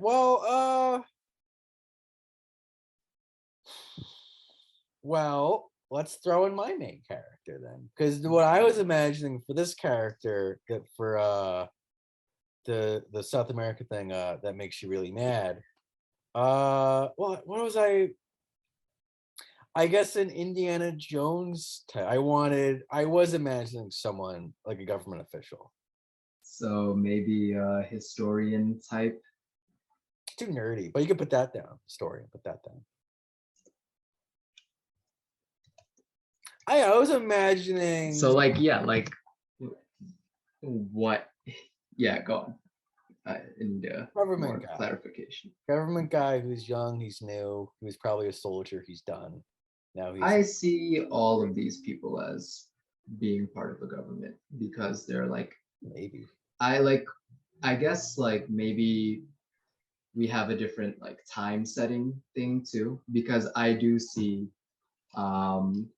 the Charlies being really advanced and this being like set to in a future where portal technologies are available. Well, is this Earth or is this, where is this? I doesn't have to be Earth. Oh, it matters. Yeah, what is it, dude? Yeah, it doesn't. Fuck it, not Earth. Different worlds. Finding out about a different worlds. The JRPGs, well, anime as well, but JRPGs do this a lot as well. Yeah. It'll be like Mythica. Final Fantasy. Yeah, I know. And exactly in the world of Mythica. Exactly. Yeah, and that cancels out like all the bullshit with the fucking South American stuff. Like I don't like that. I feel way more free now, like when I can do what I want. Okay. Well, who's our main character then? We could do the historian. There you go. We'll call him India. What? Why him? Why did you pick him? Indiana Jones. Why is that interesting? Because you said you wanted Indiana Jones. Well, I said government official. Yeah. Okay. Well, I wanted no, leave him though. Leave it. all right. So I was imagining again, basically a government official in his early 30s. Yeah, for some reason I don't know why, but I'm imagining him. I wanted there to be a conflict between this group of friends and the main Charlie Kingdom by like the end. And that's when I was gonna tie the is colonization inevitable theme. All right, when these groups of friends, like at first they're fighting against the Franks, but then they realize that maybe their own government isn't like, the best of people. So I don't, well, actually, yeah, we could still have the main dude be a government guy and just kind of like flip by the end. I've done that 1,000 times in my own writing. It's very right. There's actually a YouTube video that literally recommends doing that. Like it's kind of corny, kind of stupid. Maybe corny is the right word, but it's basically a dude is like, all right, I'm gonna teach you how to write a good script in 3 minutes, and his character archetype is a dude who works for a thing and realizes it's fucked up, and he goes against it. Yeah, and that's why like I kind of wanted to. I don't see like government official being like should be his job title. If it's more like historian, whatever Indiana Jones is, archaeologist, I can see more of a reason for him to like want to be there. You know what I mean? Like, oh, I want to discover these things. I want to learn about. Like that will drive him to do his duty instead of the government telling you to. All right. Well, what's his history? Where was he born? All right. So we got India. Dude or chick? Don't care. All right. It'll be a chick. Well, yeah. Usually I go at women in this stuff just because literally there's a lack of abundance of women characters. So. Yeah, and then I don't think it will matter for like what we're doing. Let's see. Well, first, before I do the main character, I want to get like the friend group dynamic down. All right. So when I think of a group of friends, and like all adventure stories to me, I think the found family aspect is very important. That's an aspect with all young adult literature. Yeah. Because at that age, you hate your fucking parents. That's not your family. Yeah, and also just like you're going into this whole new world, and like for the first time, like this is how it can like tie into more. Maybe not like children, but maybe like tweens. You know what I mean? You're going through puberty, like that age target. Yeah, like parents. It's actually kind of unfortunate because the only time parents ever actually show up as actual supportive figures is, I guess, children's literature. Because after that, it's like, I guess the next time stories usually deal with parents is when the main characters are parents. So, and that's usually character dramas and stuff. Okay, so this is, and which is like also why I don't want them to be kids, because I don't want to like think about like, why are their parents fucking letting them do this shit or any of that stuff? That's where they that's why they're all fucking orphans. So, well, how old are these people anyway? I'd say 20s, like enough that they're a specialist in their field of study, but still pretty young. You know So what I how mean? old would that be? Let's say 23 to 25. Our age makes sense. Yes. Yeah. Okay. Good. All right. Well, what's the dynamic then? All right. So I think 4 from, I think actually maybe 3 that come from the continent itself. Mm, mm, mm, no, you're right, 4.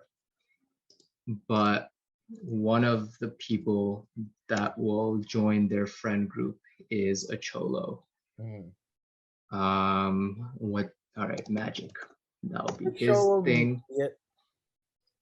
it? Cholo is like the Mexican gangsters, but Or whatever. I just thought what Anything. that sounded like a funny word. We need the Um, name.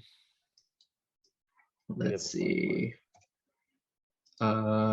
Magician. Uh, let's see. Whatever. Fucking Spark. I don't give a fuck what the names are. But I'll make him green so you know he's a cholo. I will keep this blue so you know she's a Charlie. Okay. Now let's figure out this friend group, right? So in a friend group, what do you usually have? You got the organizer. I'll give that to India since she's the main character. But is that stereotypical? Nah,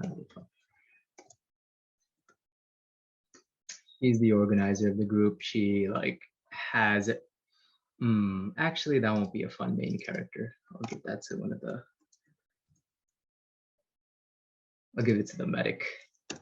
She sounds like a nerd. Nerd, organized, organizer. She just like keeps the rest of the group in check, make sure everyone is doing what they're doing. We got the builder. Let's make him the strong man. Strong guy. Jock.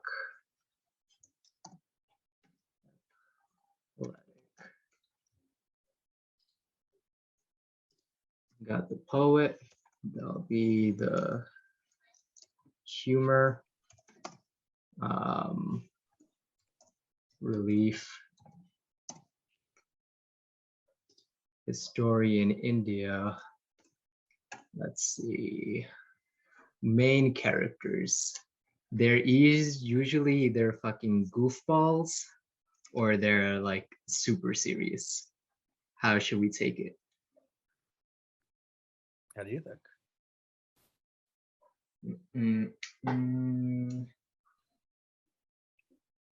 Do you What? Do you see the main character being smart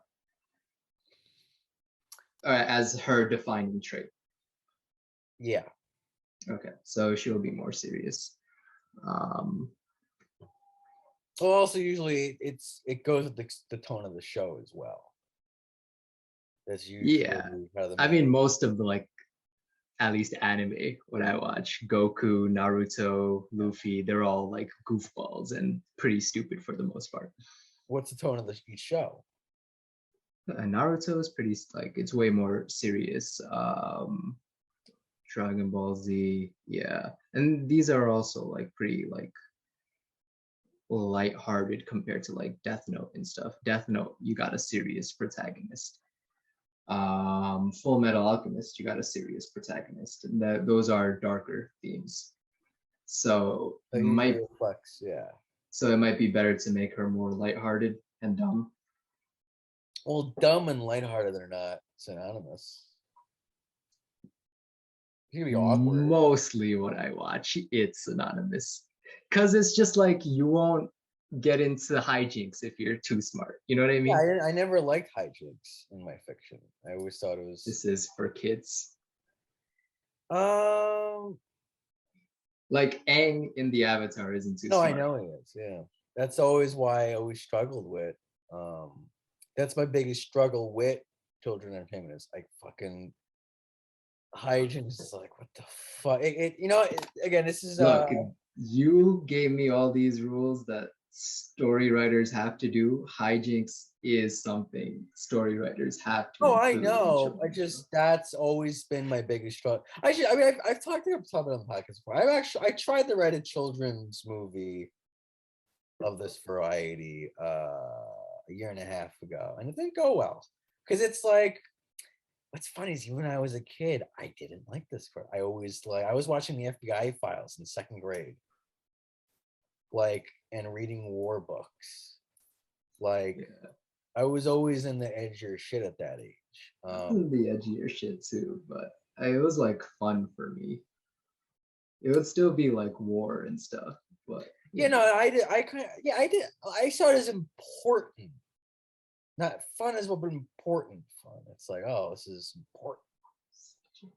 I swear to God, but just imagining us.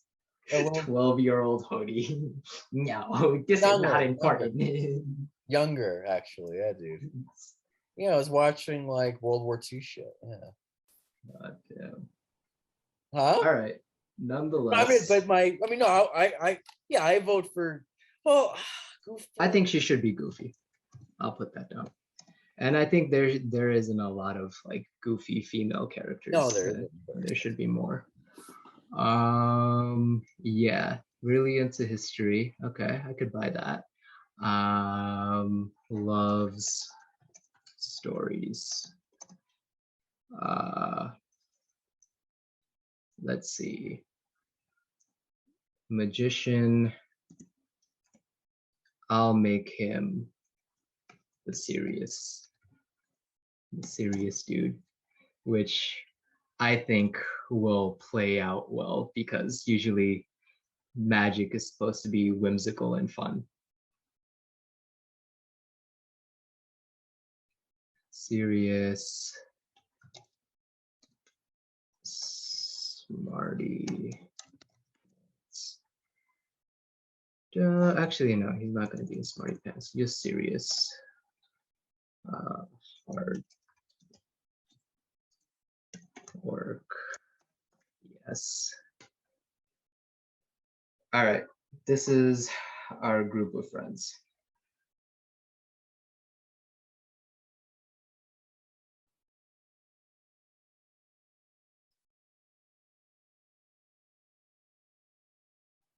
Oh, it's totally muted. Yeah, I was wondering, like, are you talking right now? What were you saying? No, I said actually 1 second. I was petting my cat. Oh, okay. Nerd organizer, strong.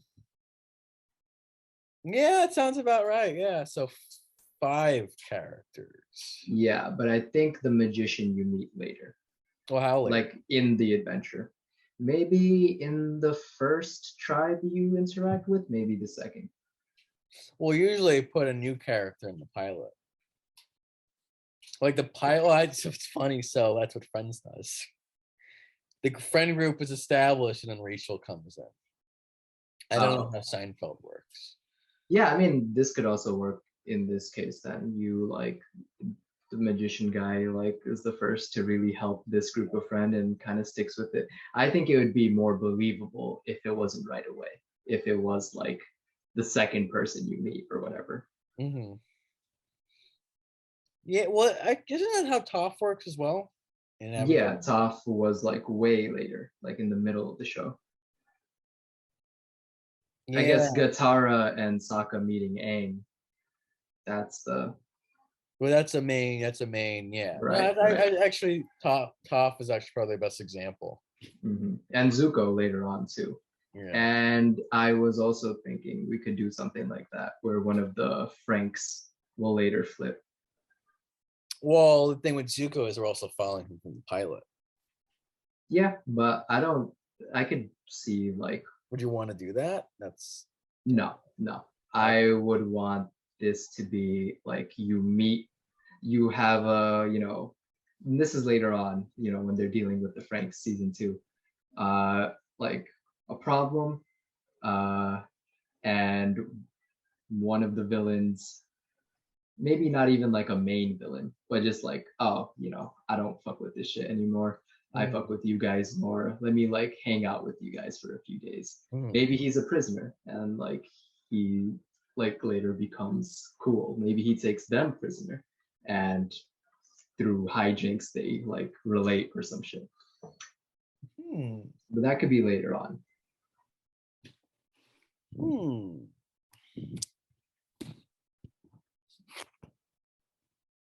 Yeah, I guess I support that. No, because I was just thinking. I mean, it's fine. It's whatever. Well, the one thing I was gonna do with the show, at least the version we were writing before, I was actually going to avoid the big bad trope. Okay, I mean, like this. No, I think the this big bad I only included so like there could be like a history to the Charlies too. And I also am trying to, because I think it will be way too easy just to be like, this country comes in to this new country, like it's been told a million times, where like they don't get along, blah blah blah. I think it would be much better if they work together against a common enemy, and then you find out like, oh, even some of the shit we were doing is kind of like shady and stuff like that. Well, I just think it will be more believable for me. That's the other thing is, well, it's interesting. Two things right there. Well, yeah, one, arcs need villains, especially like long narrative shows. You do need an overarching villain for the most part. Yeah. The attraction for me to the episodic format was that not needing that anymore, and just, oh wow, I could just. And that's like why I kept it like to like the back, where it's more like these are just bad guys that show up like once in a while. You know what I mean? Kind of like, oh, this, like not every adventure is gonna be about fighting the Franks. It's just like they're there as well.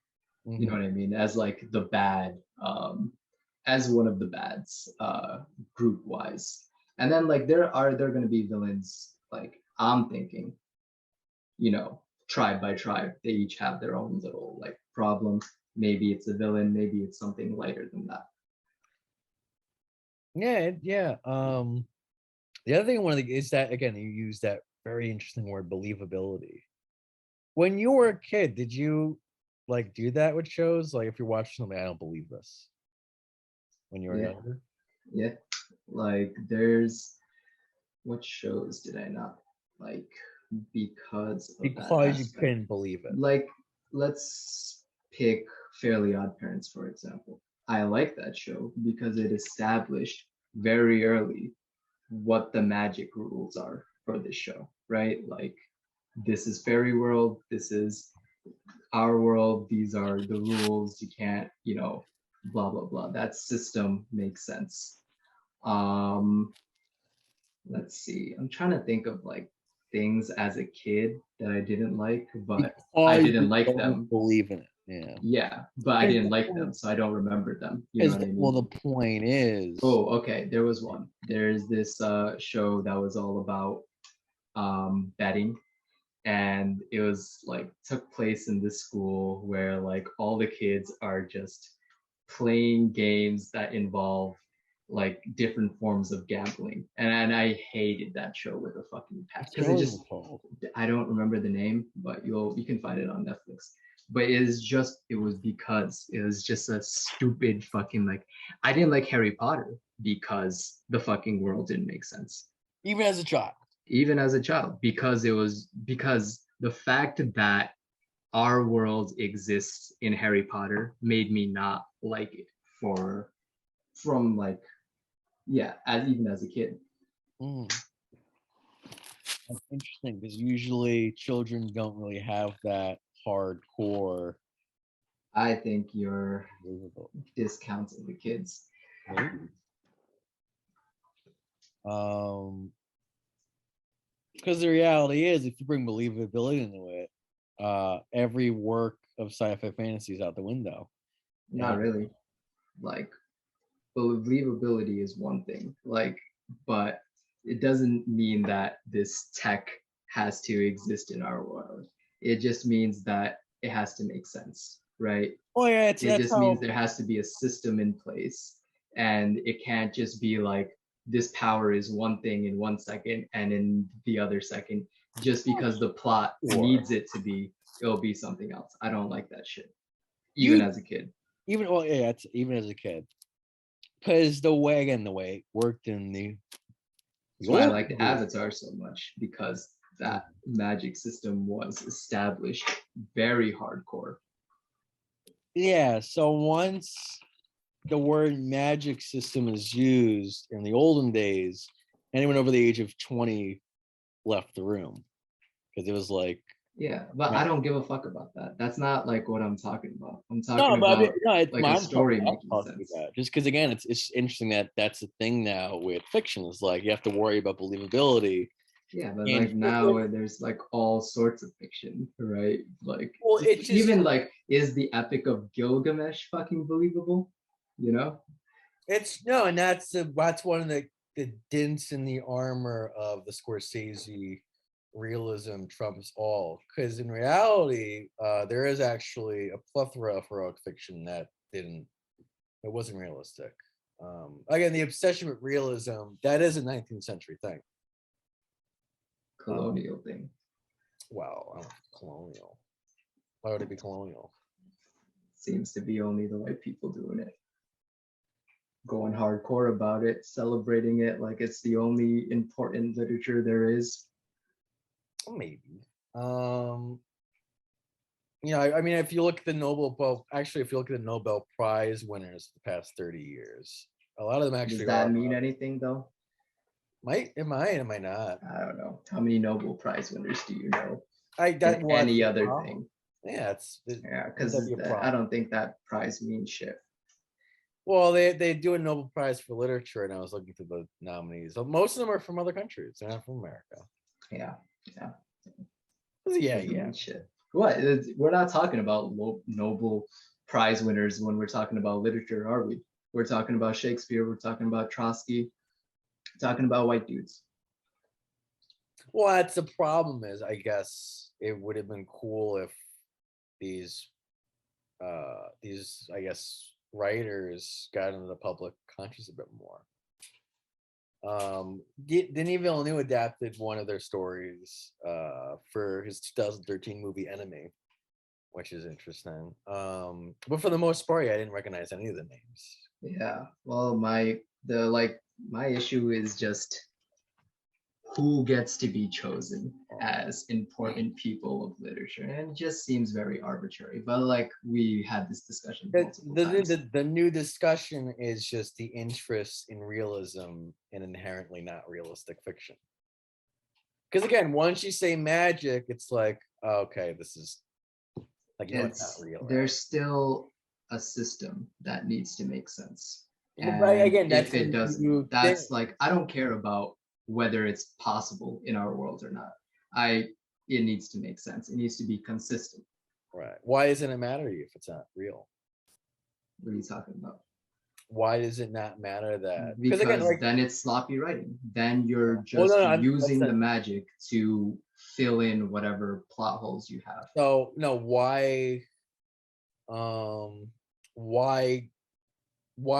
the fantasy imaginative fiction? I guess. Like why do I prefer it? Or prefer it, or even just like it? Because again, most of my I like it because sorry. Well, no, it just is. I know older people, it's just such a fucking turnoff. It's like once you say, and then this guy with an axe comes, it's like, okay, I'm out. They check out. Guy with an axe. Well, like a magical axe, we should have said. Okay. Like one. Well, like to me, it's like it's gone. If I wanted real stories, yeah, I'll just read history. There's people with tons of interesting lives, like all sorts of stories out there. When you can make a world and you can make it whatever you want it to be, I don't see what the point is to make it boring. Why not make it exciting? Why not make it fun? Why not be creative? I guess that's my thing, my preference. No, I mean that's my interest in it as well. Is like there is a certain kick to just imagining, I guess, It's like shit. you have the power to do anything you want, and Right. you're writing about some loser who can't get a date. Like, well, I don't know, you know. No, Like, that's what I wrote. No, that's one of my short films is about that. Yeah, Yeah. no, I swear to God, I was writing. I actually going to talk. I'm going to bring it in to present it to Jared in the next episode, but or one of the next episodes. But no, it's a short film about a dude whose Facebook stalks girls. Right. Sure, wait, what? Sure. Yeah, I'm just like, it's not my thing, right? That's the whole thing. Like, and it's not even like I don't think that can be like a good story or not. I'm sure it could be. It's just like if I had a bunch of books out in front of me and one was a picture of a dude riding a dragon and the other is a dude like looking at a Facebook screen, I'm gonna pick the dragon one. You know what I mean? I get it for sure. Absolutely. No, again, there's an appeal to it I can't fucking shake. You know? I mean, I'll pitch this. We're almost done. Let me just do something really quick. My in Studio Hody is located next to my mother's office, which is loud. So what we're gonna do is we're gonna put on some noise drowning stuff so I can fucking focus. Yeah, no, there's an appeal to stuff that I can't shake.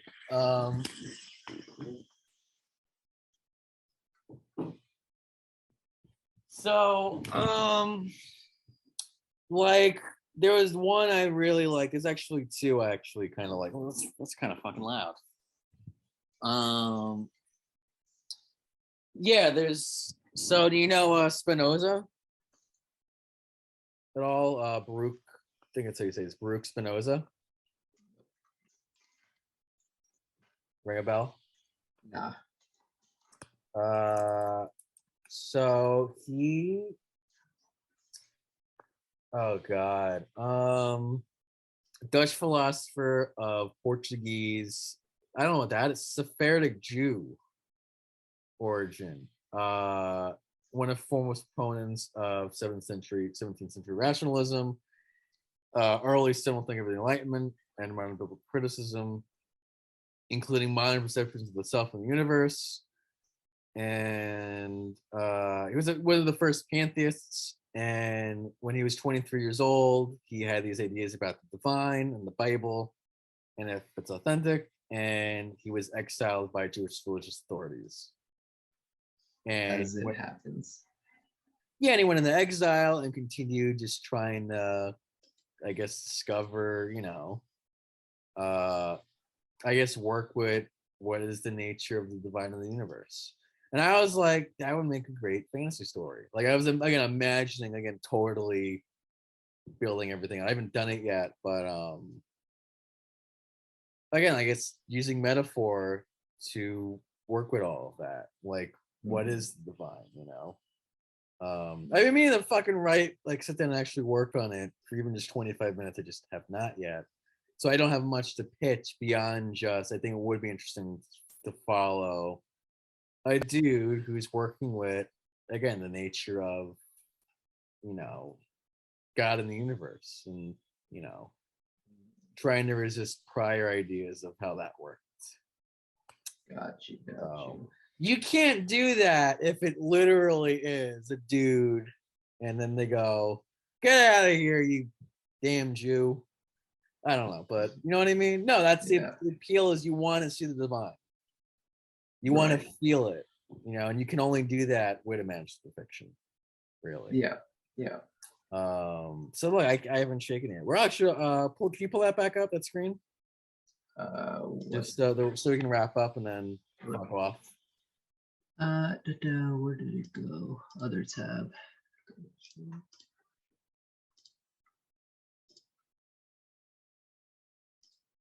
All right. I guess just to go through it one more time. So the last thing we said, yeah, we could kind of have. This is our group of friends. Yeah, you're probably better at like writing and organizing this shit than I am. No, this is pretty good. Let's see. So okay, from memory now, and then we'll end in the show here, because now we're gonna do what's called the pitch. From memory, can you tell me what the show is about? Yeah. Hold on, I want to do it like a pitch meeting. What's the vibes of a pitch meeting? How do you do it? It's an office setting. All right. So How do I introduce myself? Hello, sir. I'm here to sell you a story. Yes, great. Yeah. All right. Yeah. So we got. Wait. I'm gonna come in with like attitude though. I'm like better than. I'm gonna come in like I'm the shit. Come in whatever you want. Let me try and no, because I can educate people on how this fucking works to my knowledge. So let's say I'm Netflix, and see, no, again, here's one of the other things I fucking hate about modern fiction is removing the debate of imaginative fiction being good or bad. So much of it is based on shit these days. It's really annoying. Like there isn't. Like it's hard to imagine someone going, I got a show right here. It's totally original. It's usually based off a comic or a book. Yeah. Which is annoying. So I guess trying to imagine, I'm gonna give you a backstory. I'm Netflix. I am executive VP of future content. It's a made-up title. I don't know if that guy's real. But there are guys who like will meet with writers and directors and all that sort of producers, and it's like, all right, what show do you have? All right, so let's say you wrote an anime last year, or you wrote a big thing, and it was fucking sexy. Everyone loved it. Yeah, I'm the fucking hot. Shit, dude. Is that a blunt? No, but it's close to it. It's a what? It's close to it. It's a pen.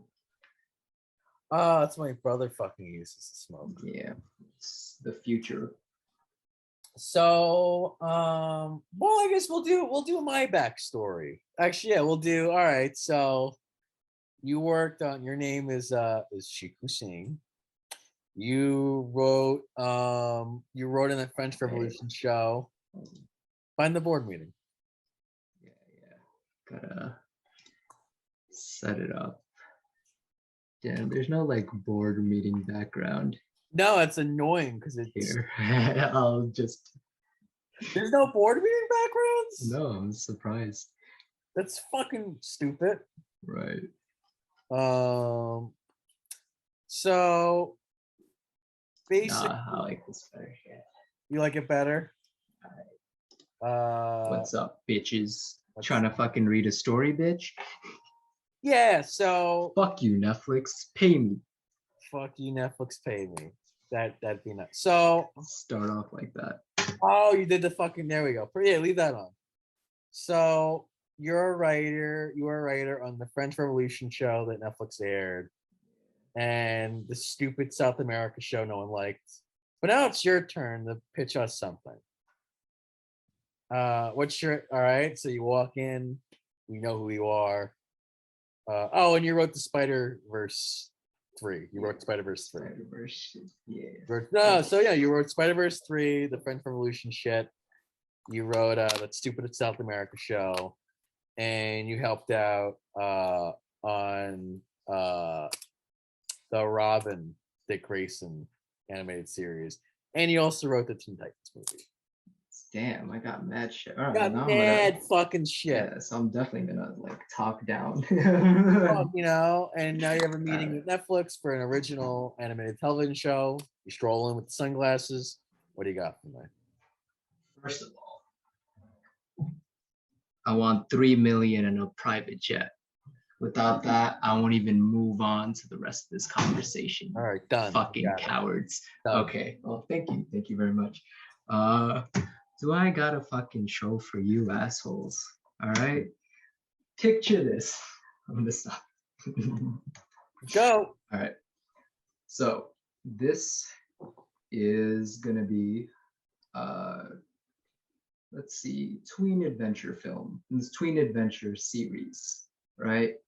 Animated, and I want like very colorful, cheery, like good mood aesthetics, right? That's look wise, that's what's gonna be. The story itself, let's get into it.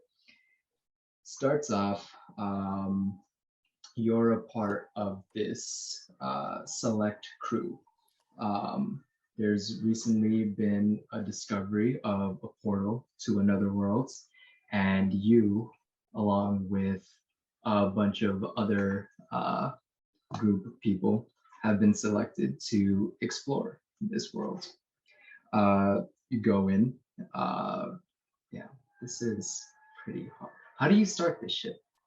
You did it actually really well. Yeah. Okay. Well, keep going. Just keep going. We'll talk Alright. about it. Yeah. Okay. Wait, can I restart? Yeah. All right, restart. This is after, like, I talk about the money and stuff. The money. Again. Yeah. All right. So starts off in the continent of Charlie, in the kingdom of Charlie. Recently, this scientifically advanced kingdom has discovered a way to open up a portal to a new world. They already sent in a few people to explore this new world and kind of establish a small little colony within the world through permission from the new world's natives. These natives are part of the Cholo Confederacy, a bunch of different tribes that all are expertise in different forms of magic, right? So some tribes are good at fire stuff, some water, so forth and so forth.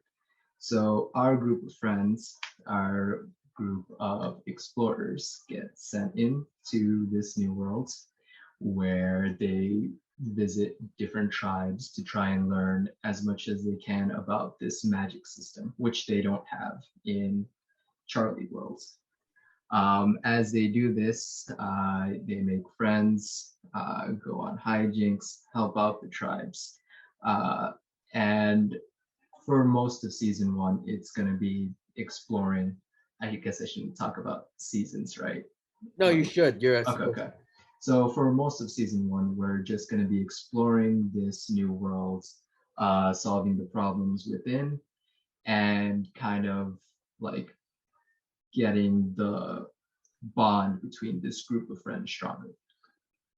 Within the second season, we're going to introduce another kingdom that are rivals with the Charlies. They will be known as the Franks.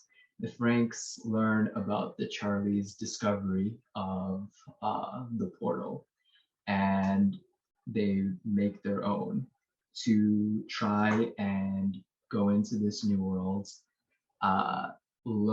take as much magic through force from them, and use that to take down the Charlies, who have been fighting forever. And yeah, let's see. How do I end this? This is supposed to explore the concept of discovering a new world. It hits on themes of colonization and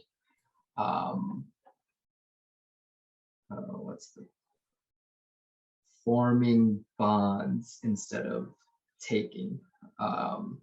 Those are the deep themes, and all within a lighthearted tween adventure story. Yeah, that's actually pretty good. Yeah, the I only didn't really get to describe the main characters, but no, it's so here's how it's all right. So here's a note on pitch Bibles, which I might have mentioned before. Yeah. on prior podcasts, Even today. even today. So, all right. So if you participate in the screenwriting community, you'll have heard what's called a pitch Bible. I've heard it many times. I heard an inkling on a Reddit post that a pitch Bible is not actually a real thing. That's actually an after the pitch is bought. But what goes in a pitch Bible that most amateur writers, I guess, know, that does go in a verbal pitch, which is usually Sheikh just put up a like funny graphic, which is funny. Yeah, it's a verbal pitch basically, and all the same info goes in, and all that info is it's a one, I call it the one-page pitch. I've seen it called, it's just a pitch for the show. Here you'd want to use as much just what is the show? Why are we watching? Why do we care? What's it about? You know, why is it important? Why do we care? It's actually, I've seen it recommended. You get personal with it, sort of like I've tried to talk about how in my own pitches that I've written, I've never actually pitched before in my life.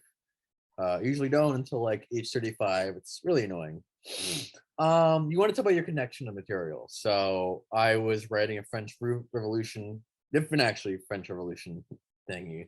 It's a comic book, and I pitched my love of superheroes. Basically, I was like, I love this stuff growing up. I still love it.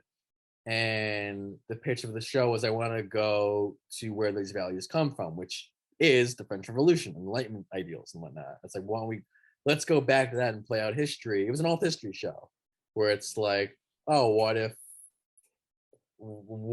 the ideals of the French Revolution actually totally won out? Like that we don't get Napoleon, there's no 1848 revolutions. Like it's imagine you went from 1795 to 2000 politically, if that makes sense.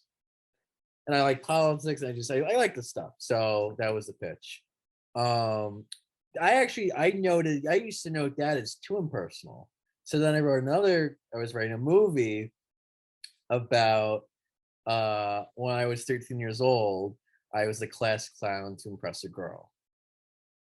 And that's the movie. And I was talking about how, yeah, growing up, I felt like, I guess I felt like the only way people would like me is if I was funny, and I couldn't talk to women really, or girls. And it's like, I had issues with my father. He was trying to get me into specialized high school. I didn't want to go. I wanted to just be funny and make trouble, and then people would like me. And it's like, it's stuff that says, oh, that's personal. It's like, oh, I went, that's those are two different ways of pitching stuff. Is like just it's your pitch, because they're also buying you basically. Yeah. They're you have to pitch yourself as much as the show you're making. So I already made fucking Spider-Man and shit, so I'm good. Yeah. So there you go. You're good. Well, yeah, you've loved One Piece since you were a kid, and it's like, you actually started in college, but you get the point. Like, you've loved this stuff for years, and now this is your chance to put your own spin on it. Because again, you were working on Spider-Man and the French Revolution animated fucking show, but like, this is your first time. You're the showrunner. This is your baby. So it's like, okay, now I get to tell my version of all this shit that I've written before. And that's the most important part of the pitch. That's by far. I actually say, yeah, because it's like, as you get into the pitch, it's like, I would say the first 2 minutes of a pitch is always the most important, because if it's not working, I don't know if anyone's going to care about what's comes after, because then what comes after is tone, which you got into, actually setting, which you got into. Exactly. So you basically did parts setting. You did setting the most, and then there's some character work because you're telling us about the factions, but a lot of that does go in the setting. You want to talk about the characters in the episodes, which you also kind of did. Like when you said middle of season 1, that's where that would go. If I could show you the order I've seen this done. It's pitch, setting, tone, characters, episodes, what happens in season 1, and where's the show going? after season 1. Yeah, that's basically the pitch. I mean, if you want, this is for free. This is one of the here's Freaks and Geeks, here's The Wire. Again, what would be really good, let's see. Here's some screenwriting stuff. Mm,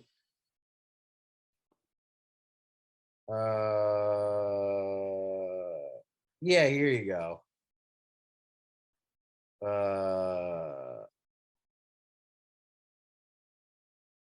So that's,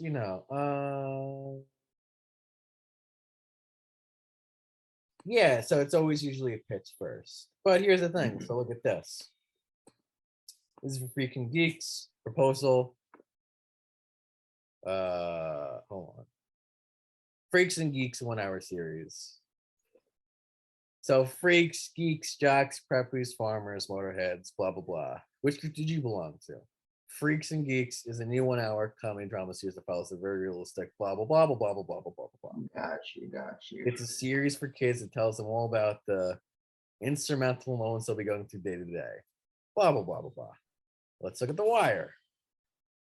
I'm surprised I didn't bookmark this, but The Wire is a drama that offers. So again, imagine walking in the room. Hi, my name's David Simon. You know he's bald. Bald guy. Bald white guy. I know this guy. You know him? Never mind. He looked like Kingpin. What, Vincent? Kingpin from Daredevil. The show, right? Him? Yeah. Well, yeah, he's a show. Yeah, so this is after he went to prison and he came out and he has a show. And here it is. And he walks in, with the jacket. And it's a drama that offers multiple meanings and arguments. It will be, in the strictest sense, police procedural, set in the drug culture of an American Rust Belt city, a cops and player story that exists within the same vernacular as other television fare. So basically, again, like Law and Order, I guess, Homicide, NYPD Blue. Yeah, I mean, you can imagine speaking this out loud, right? Yeah. Well,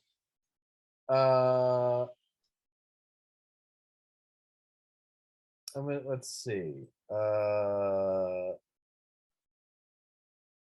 Actually, so try reading this out loud, this part right here. The grand theme here is nothing less than national. No, would have. It's a police story set amidst this.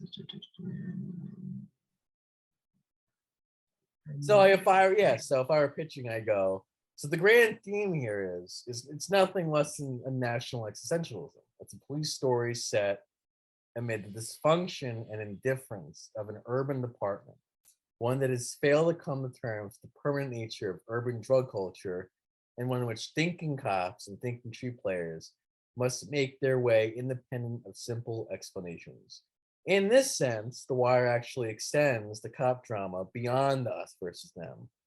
Sounds what? Way more boring than the actual show. Why? I don't know. Maybe it's just like the language it's written in. What is that language? It's very like a college paper. Well, how would you pitch The Wire then? It's a show about undercover. I actually didn't watch The Wire, but this is what I'm getting from it. There's two sets. We'll keep going. Give me another show that I know that I can pitch. Well, let me find the show that actually has a pitch Bible, because that's the closest you'll get to. I don't think it exists. Well, actually, you know what? Stranger Things. Did you watch Stranger Things? Yeah, but I don't remember much of it. I'll try to. Yeah, okay. So Stranger Things is about a group of nerdy kids who meet this child who's a product of human experimentation. And after meeting this child, the a bunch of supernatural and extraordinary things happen, and the group of kids work together to keep yeah, the found child safe. I guess it's kind of like ET in a way.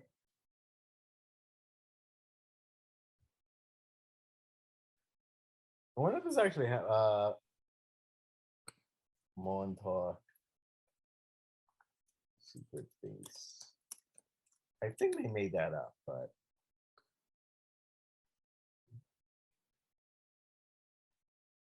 oh wow, this is real.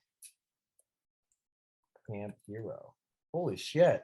Yeah, it's MK Ultra shit. No, but this is 40 years before. This is 20 years. Yeah, that stuff has been happening. Like MK Ultra was just basically when they used legit companies to run these experiments. They've been doing shit like secretly way before that. So MK Ultra is pretty much when they got like the colleges involved, and they got like actual like science companies or whatever. Yeah, wow. I never knew this is actually rooted in real shit. Well, real urban legend stuff. Well, anyway, their pitch is Montauk is an 8-hour. Well, yeah. So again, you'd pitch it as if you were saying it. Our show is an 8-hour sci-fi horror epic. It's set in Long Island in 1980. Horror. Huh? Horror. Oh, Stranger Things is a horror, absolutely. No, it's a fun adventure story, no? I guess not adventure. What would it be? Definitely not horror. Didn't get that vibe at all. Tyler Pitt. Well, there's horror elements. I'd say, yeah, it's a horror. Yeah, maybe in the beginning more. Well, you're not. Because it turns very quickly into like not a Stephen King horror, but a Stephen King group of friends just, find weird shit kind of story. Isn't Stand by Me. Yeah. It's more like that than I would say It. You know what I mean? Yeah. Though It is still a core influence, Yeah. It's wild how much shit he's written. Yeah, it's it's set in Long Island in 1980, and it's inspired by the supernatural classics of that era. And we explore the crossroads where the ordinary. They did say E.T. Huh? They did say E.T. Yeah, the feeling of one. So we're going after. Again, you're mad. It's the conversation you're having. So we're feeling the feeling of fear and wonder as Elliot approaches the fog-drenched shed in tea. The helpless dread that consumes Chief Brody as he watches a boy in his raft dragged into the water by an NC monster in Jaws. The crackling TV of Poltergeist. Our show is emotional, it's cinematic. Most important, it's rooted in character. Montauk is a love letter to the golden age of Spielberg and Stephen King, and that their intense marriage of human drama and supernatural fear.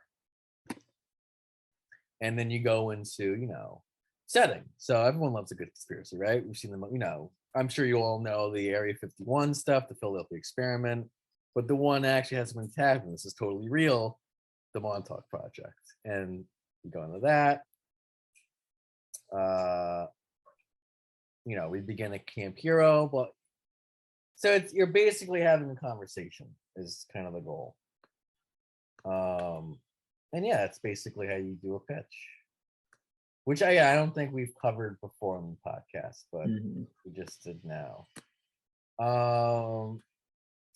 But yeah, I mean, so just what do you think your show would be about? I guess it's a colonization thing again, basically. Honestly, not. I don't see it as that. I could have aspects of it, but I see it more as like, how do you treat people you don't know anything about and you want to learn from, right? I guess that would be more of a overarching theme for this. For our show. Yeah. Well, we're at our time. I want to end with something funny. I usually like doing that. What's the worst new metal song? I did turn around to this.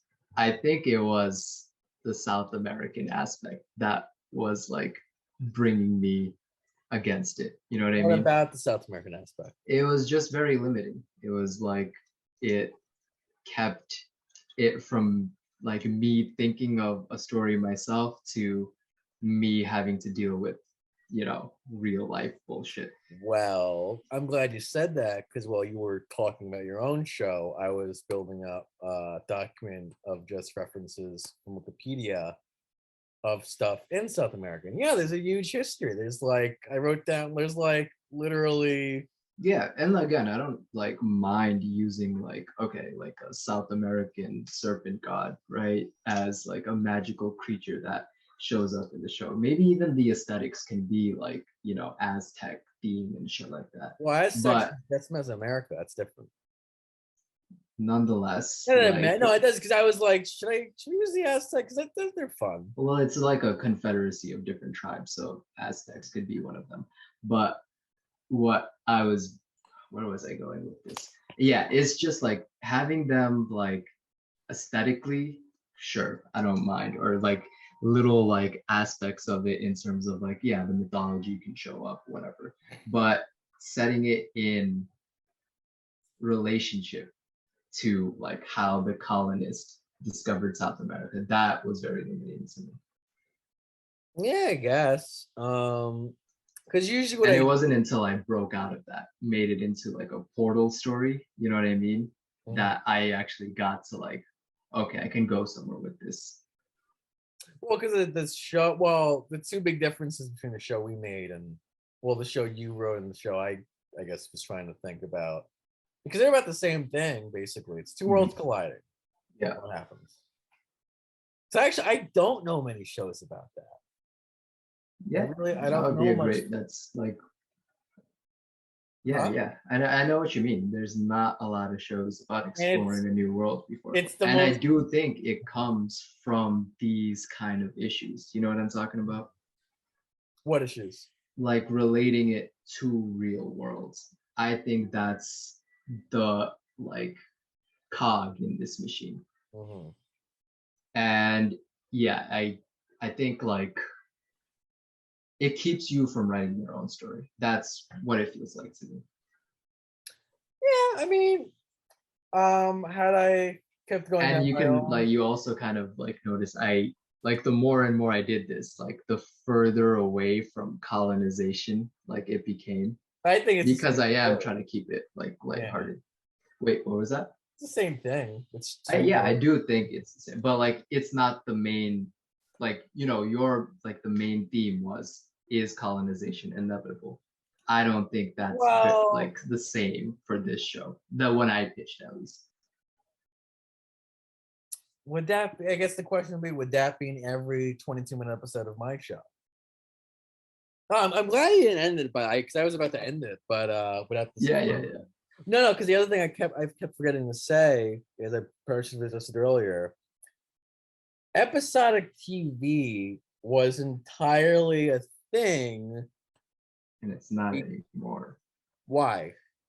Smart. Because network television is not a thing anymore, and you can binge shows now. Well, okay, the second thing you said is right. Well, yeah. So, I mean, actually, DVR killed it.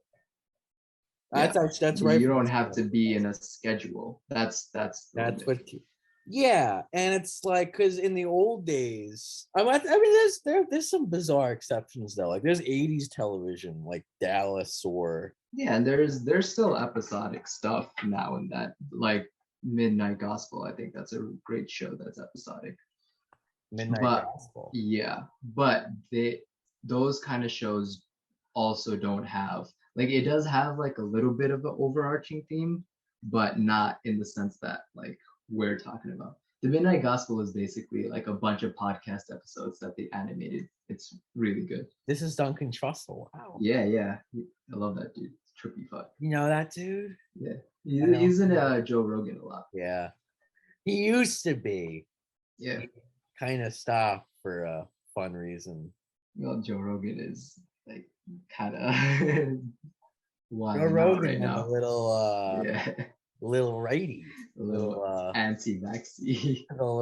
You know that Rihanna song "To the Left, to the Left"? He went to the right, to the right. He went to the right, Yeah, which is hey, that's its own discussion. But yeah. And I think that's like kind of the left's fault too, that he went no, further. I agree. Yeah. Yeah. No, I mean, I think 'Cause- yeah. We'll talk about Joe Rogan separate. This is our podcast. But Fuck that's him. a real no, that's a real thing that the left sort of I think the left kind of bullied the right too much and It's not the left, it's the libs. And libs well the libs, yes, are the libs. fucking The libs yeah, were they're the bullied. cause of a lot of problems. We all agree to that.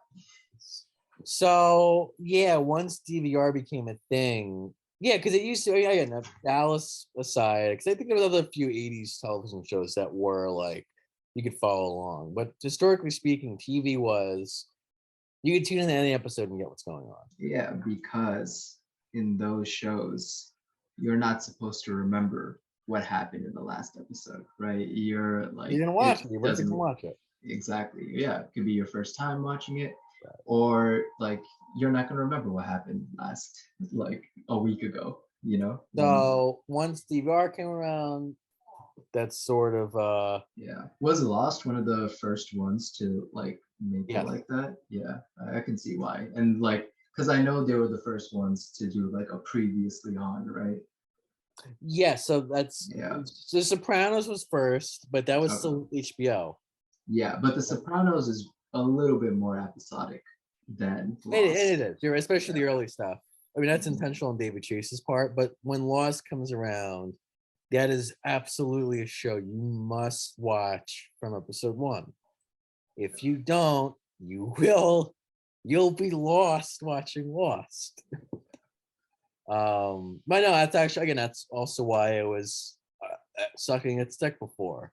Is it's like, oh my god, this is the show. Props. It's like you don't Yeah. get Game of Thrones without Lost. No. I understand the importance. That's of Lost. wild. Like, Yeah. whoa. I just got to get around to watching it. Oh, and look, is Game of Thrones a better show? Yeah, I'd say so. I don't know because I I heard bad things about the ending of both, so I guess it. no, but I Who think fucked Game up of- the ending the most? if you compare just what each show is about, Game of Thrones is a lot less fluffy, I think. It's just better character work. Because Lost is also just, ooh, this is fun. Whereas the Game network of television Thrones, too, right? it's very network television. It grates me a bit when I watch it. Because I was even watching it today and I was like, Yeah. it's very of its time. In a way where I How don't did they deal with ad breaks? You're dealing with ad breaks. So it's still a bridge to what Game of Thrones becomes. And Right. it isn't. No, I'm asking like, how did they deal with ad breaks in Lost? Did they like repeat what happened before? Yeah, Okay. they'll do like a. I was even today I caught it. It's like, so literally so the line is, where is the submarine? And then it starts back. Where is the submarine? Where is the submarine? Yeah. Okay. Yeah, so so that's how they handle it. But again, does it kill the vibe a bit?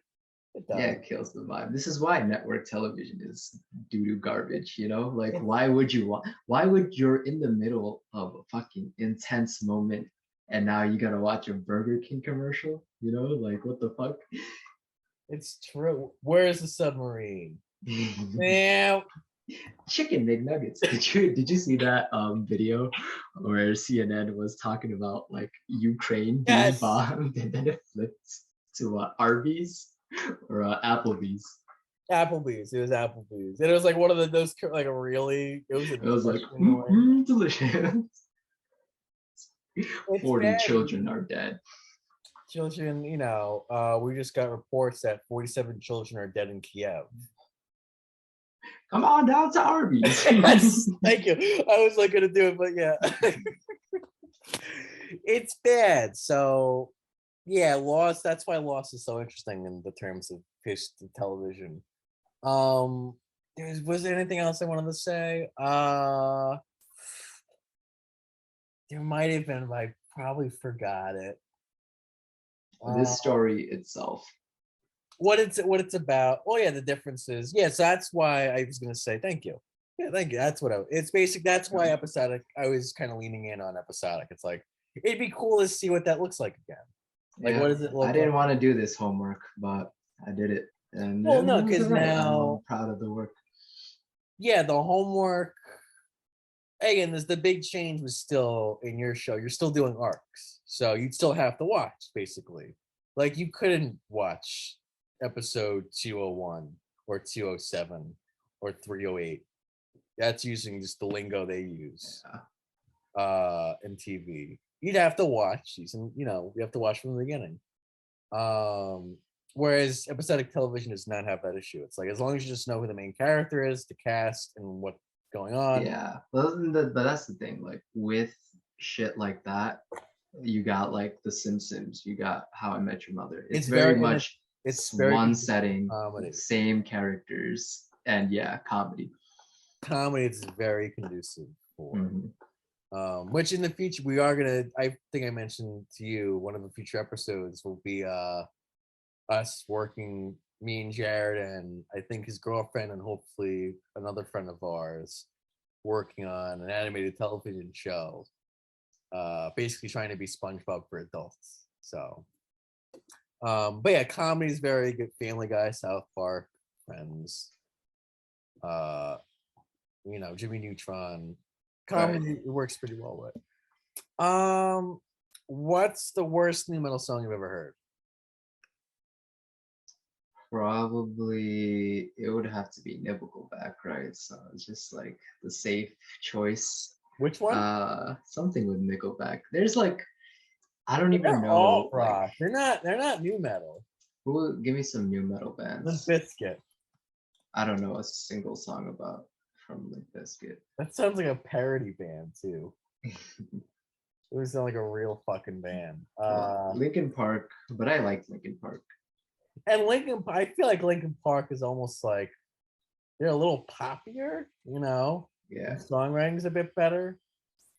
You ever like Korn? At all or no? I don't think so. There might have been like one song I liked by them. Apparently Grimes does new metal. Grimes, the Elon Musk's ex-wife. Yeah, dude, I swear. Ex-wife? Yeah, they broke up. No? Really? Yeah, I'm pretty sure they did.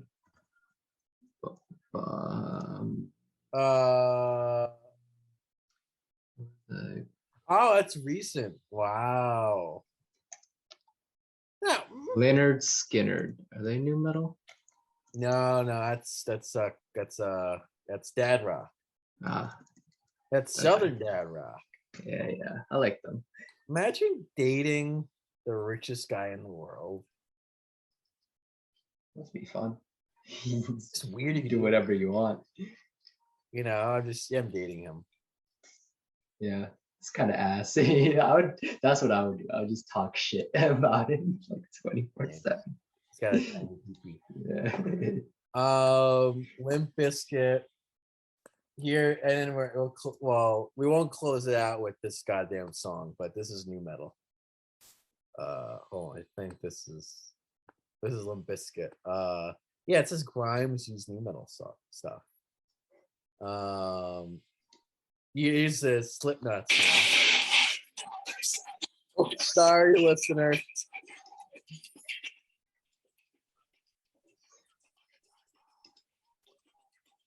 Yeah, this is not you my got shit. fucking the chicka chicka shit. Chicka. This DJ shit. Interesting. This is new metal. Yeah, this is like a rap metal. Huh? It's like rap metal. It's a weird, it's a mix. New metal is a mix of like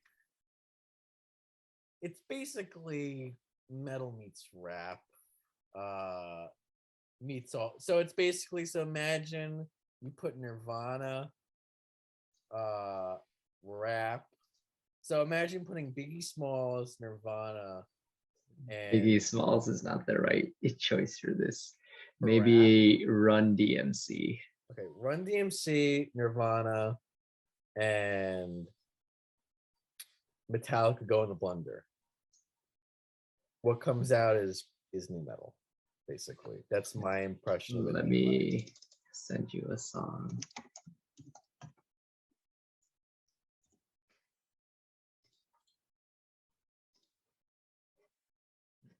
Mm.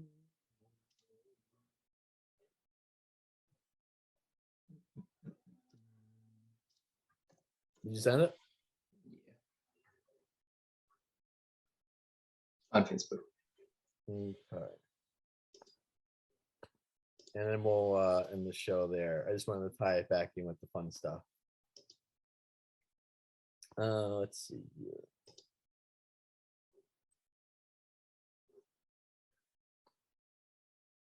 All right, let's see. Aerosmith, Walk This Way. You're not Yeah, new metal.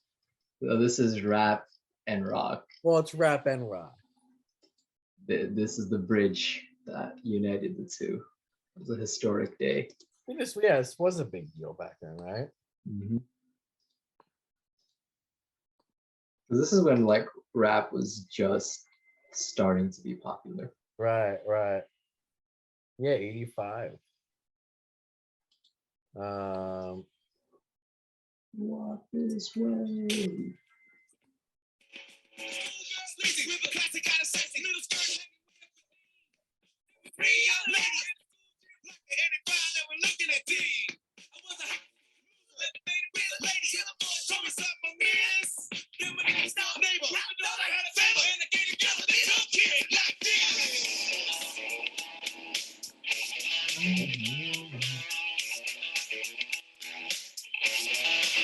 Is this the ending? That's the middle of the song. Fades to black.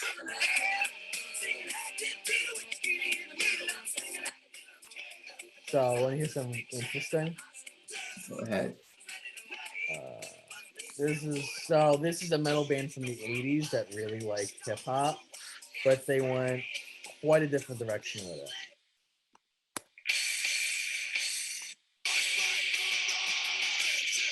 Sounds like, ugh. So listen to the beat. That's hip hop. Is it? Just that like the fucking, I don't know. But you hear it, right? Not really, but I'll take your word for it. No, well, all right.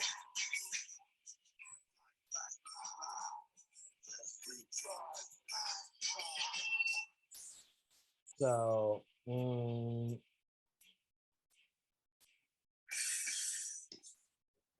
I'm almost there. Hold on.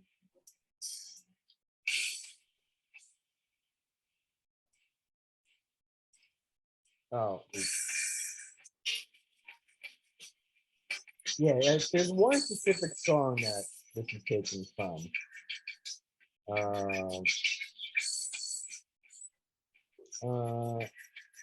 Hip hop. Hold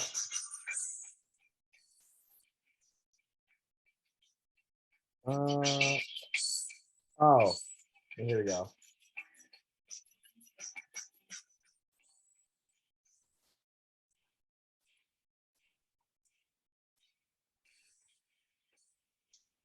So this is microphone theme. Microphone theme.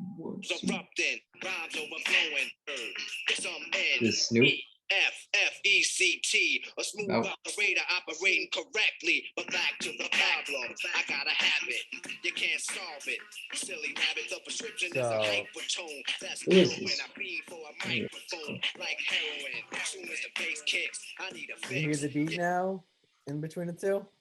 Oh, is that what you were looking for? I don't have an ear for that. I would have never picked it up. The mic in the mix and I'll put you in a mood. Or is it a state of unawareness? Beware, it's the reanimate. Yeah, it's the same rhythm. Yeah, I can't pick up on shit like that.